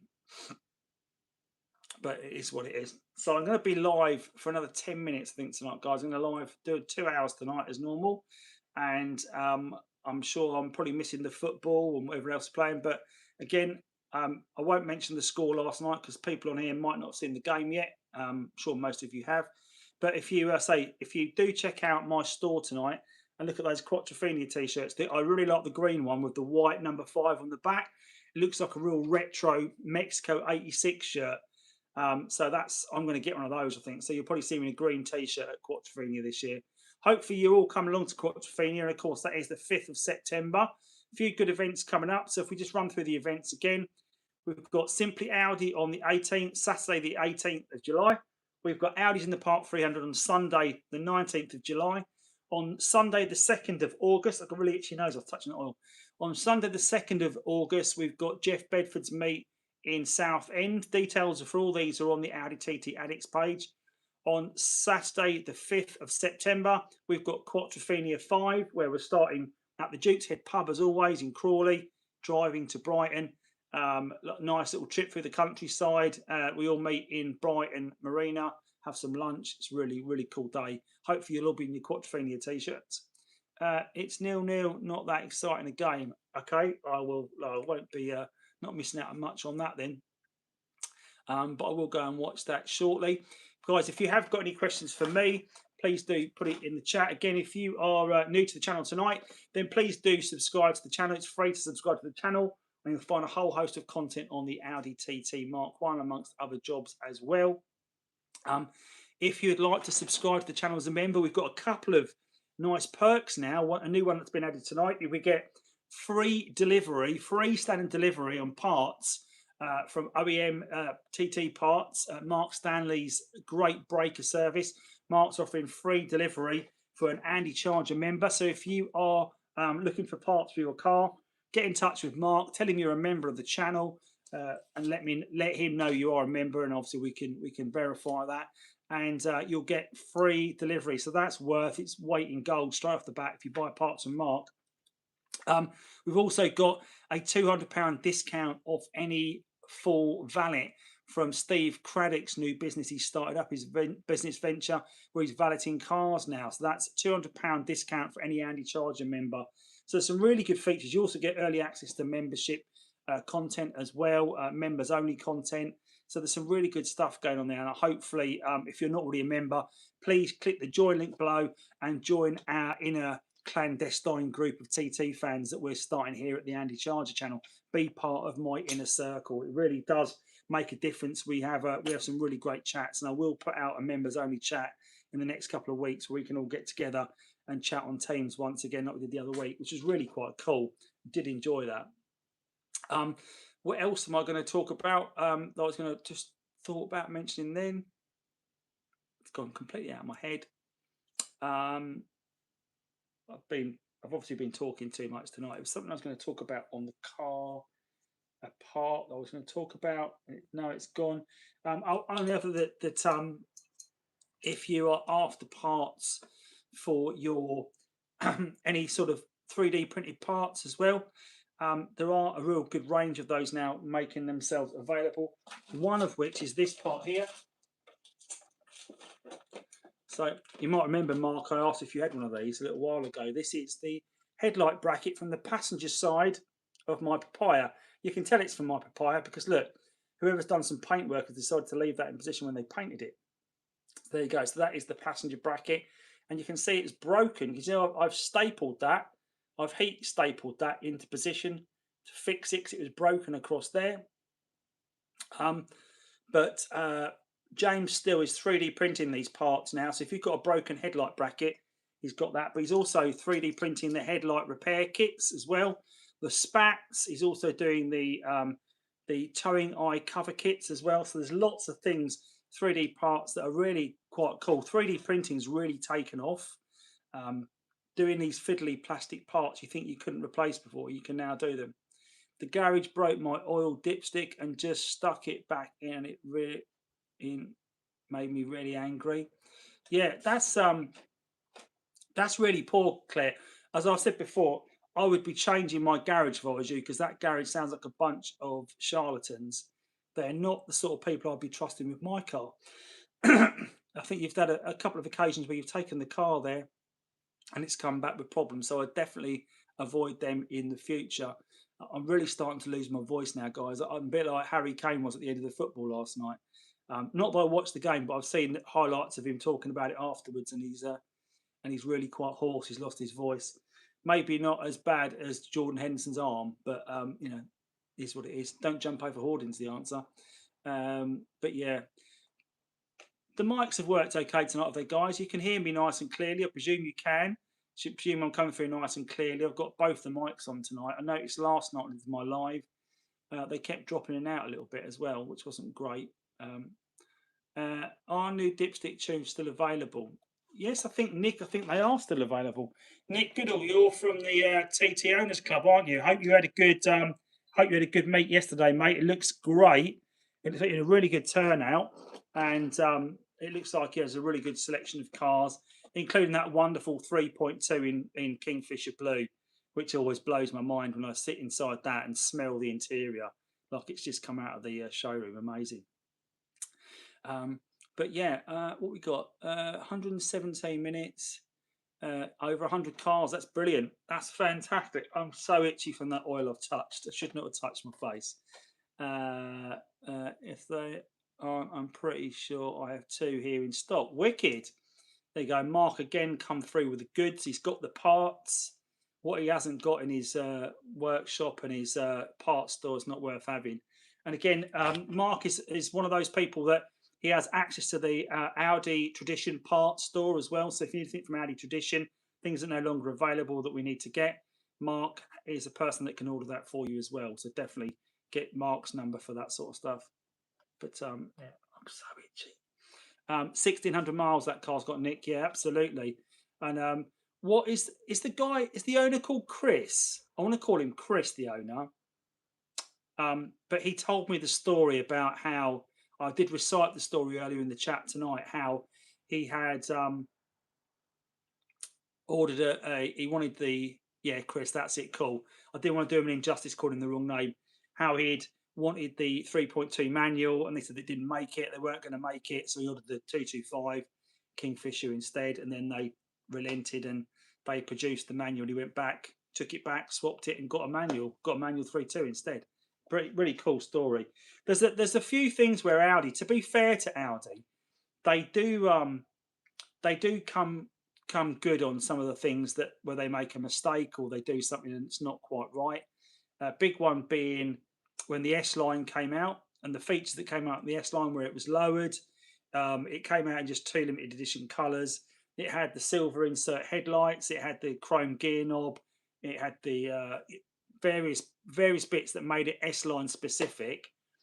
And then they made those features for a premium, I might add. And then they made those features available across the range after just a few months, the standard.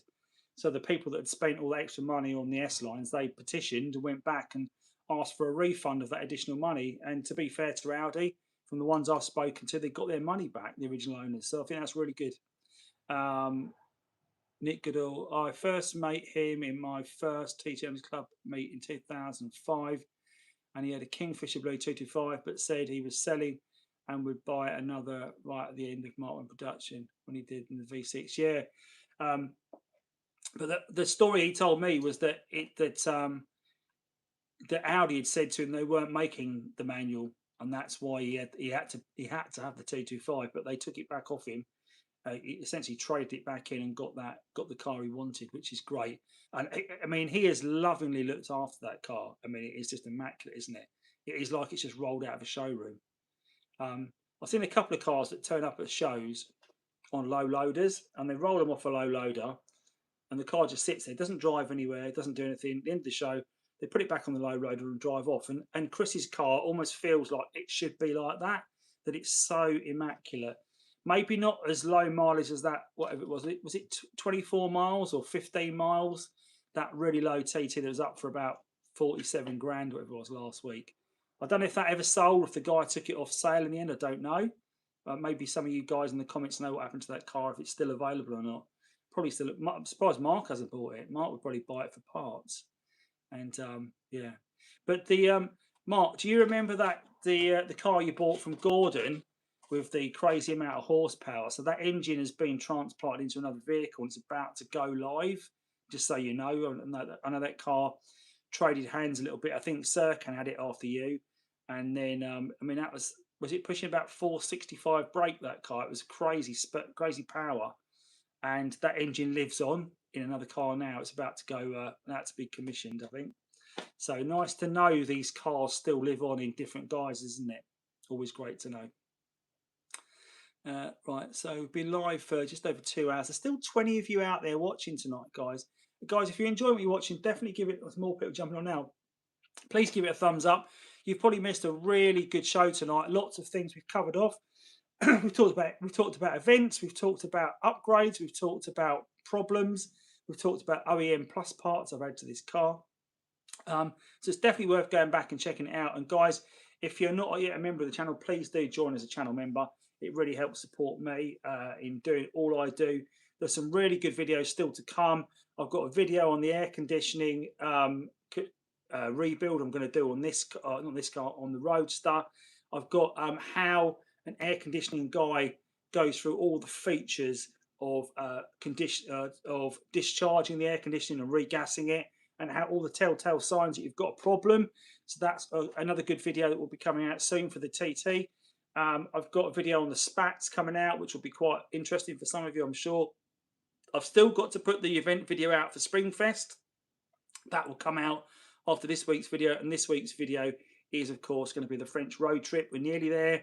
I'm down in Monaco in my head at the moment with it, so I'm halfway through the video. It's only about 7 minutes long so far, so I think it might be done in sort of like 15-20 minutes. So it'll be a 15-20 minute video, but I think you'll find it interesting, particularly if you're going to come along with me next year and do this road trip to the south of France. I think you'll find it really interesting to see the sort of things we did and how we do it. Yeah, what's that? We'll join up. Thank you, Marine Junkies. Thanks for joining up.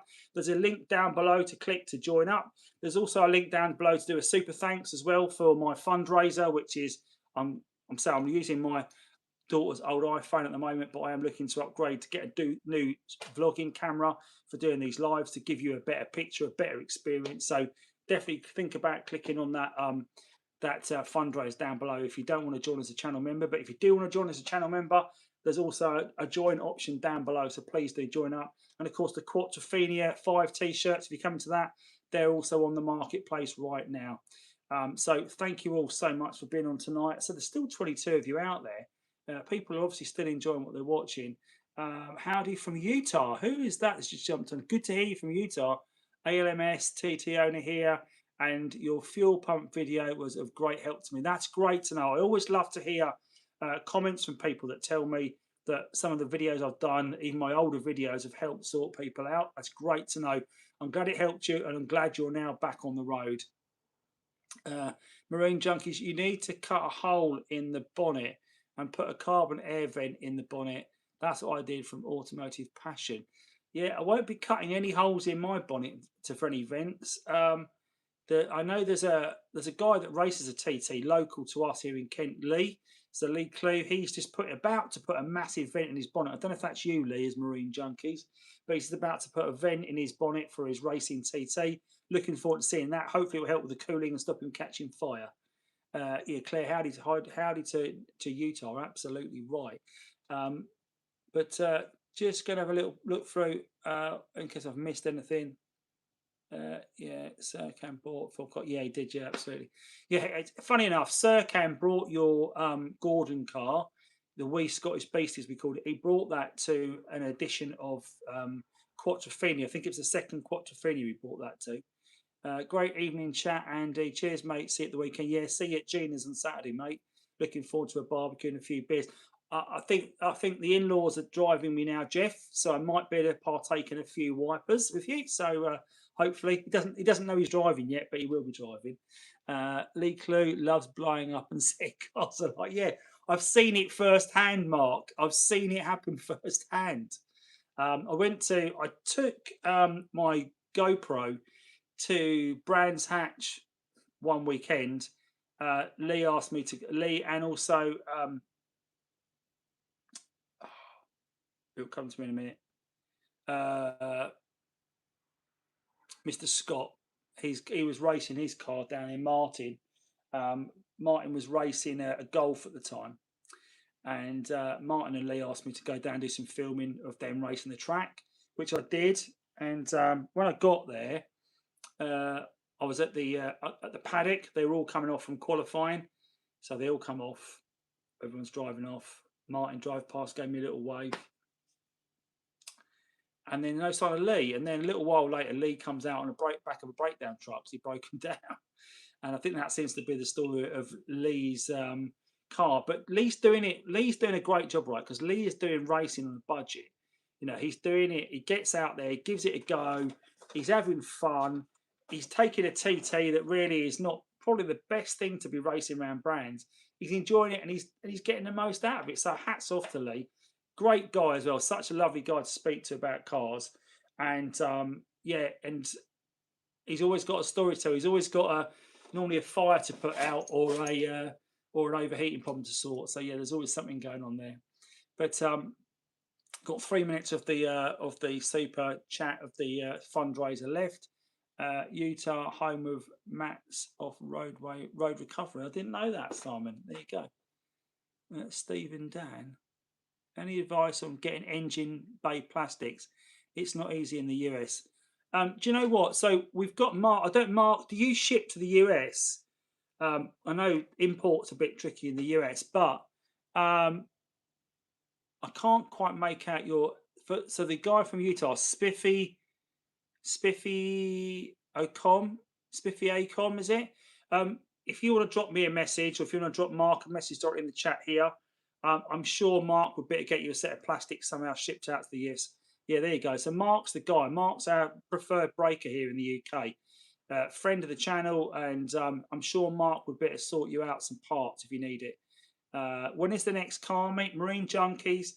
It is for us. There's going to be a meet on the 2nd of August, Sunday the 2nd of August in Southend and Southend Seafront. Check out the details in the Audi TT Addicts Facebook group for that event. Starts at 9:30 on Southend Seafront. It's down at the East Bay Cafe. Is it, Jeff? I think it is East Bay Cafe, East Coast Cafe. But all the details on the TT Addicts Facebook group. Get yourself down there. There's also Quattrofenia 5 taking place on Saturday, the 5th of September from 11 a.m. at the Duke's Head pub in Crawley as we drive down to Brighton in convoy. Always a great day, one of the highlights of the season. So lots of things still coming up for the TT. Check out the Facebook groups for other things that are coming up. But I've done an hour and I'm 30 seconds away from 2 hours and 10 minutes. So I'm going to knock it on the head then. And hopefully I will catch you all up next Monday. Don't forget to be on the live next Monday, where it will be all things TT yet again, where we all sit here and chat about stuff all night. I'm really losing my voice now, and I can normally talk for England, so go on England. And but tonight I'm really running out of puff. So Sunday I've got a game against the RAF as well in Oxford, so I've got a late finish Sunday. I've got an early start next Tuesday, so I will be doing 2 hours next Monday, and that will be my lot. What's the store market? OEM TT parts. There you go. Spiffy, you'll find him on the Facebook groups, Mark Stanley. Or if you can't get hold of Mark through that way, I'm happy if you drop me a message here in the channel and I can put you directly in touch with Mark via email or via phone as well. So always happy to help everyone out. But thanks, guys, for being here tonight. Really appreciate all the love and support you guys give me here on the channel. I'm glad what I do still interests you enough to join me on a Monday night and listen to me waffle on about these amazing cars. They are amazing. I'm sure your car's amazing too as well. So keep that car on the road. Keep buying the parts from Mark. And I will see you all next week for more TT fun right here on the channel. Have a great week, everybody. And I'll speak to you next Monday. Take care. Oh, and catch Bryn's live show tomorrow night at 7:45. See you, everybody.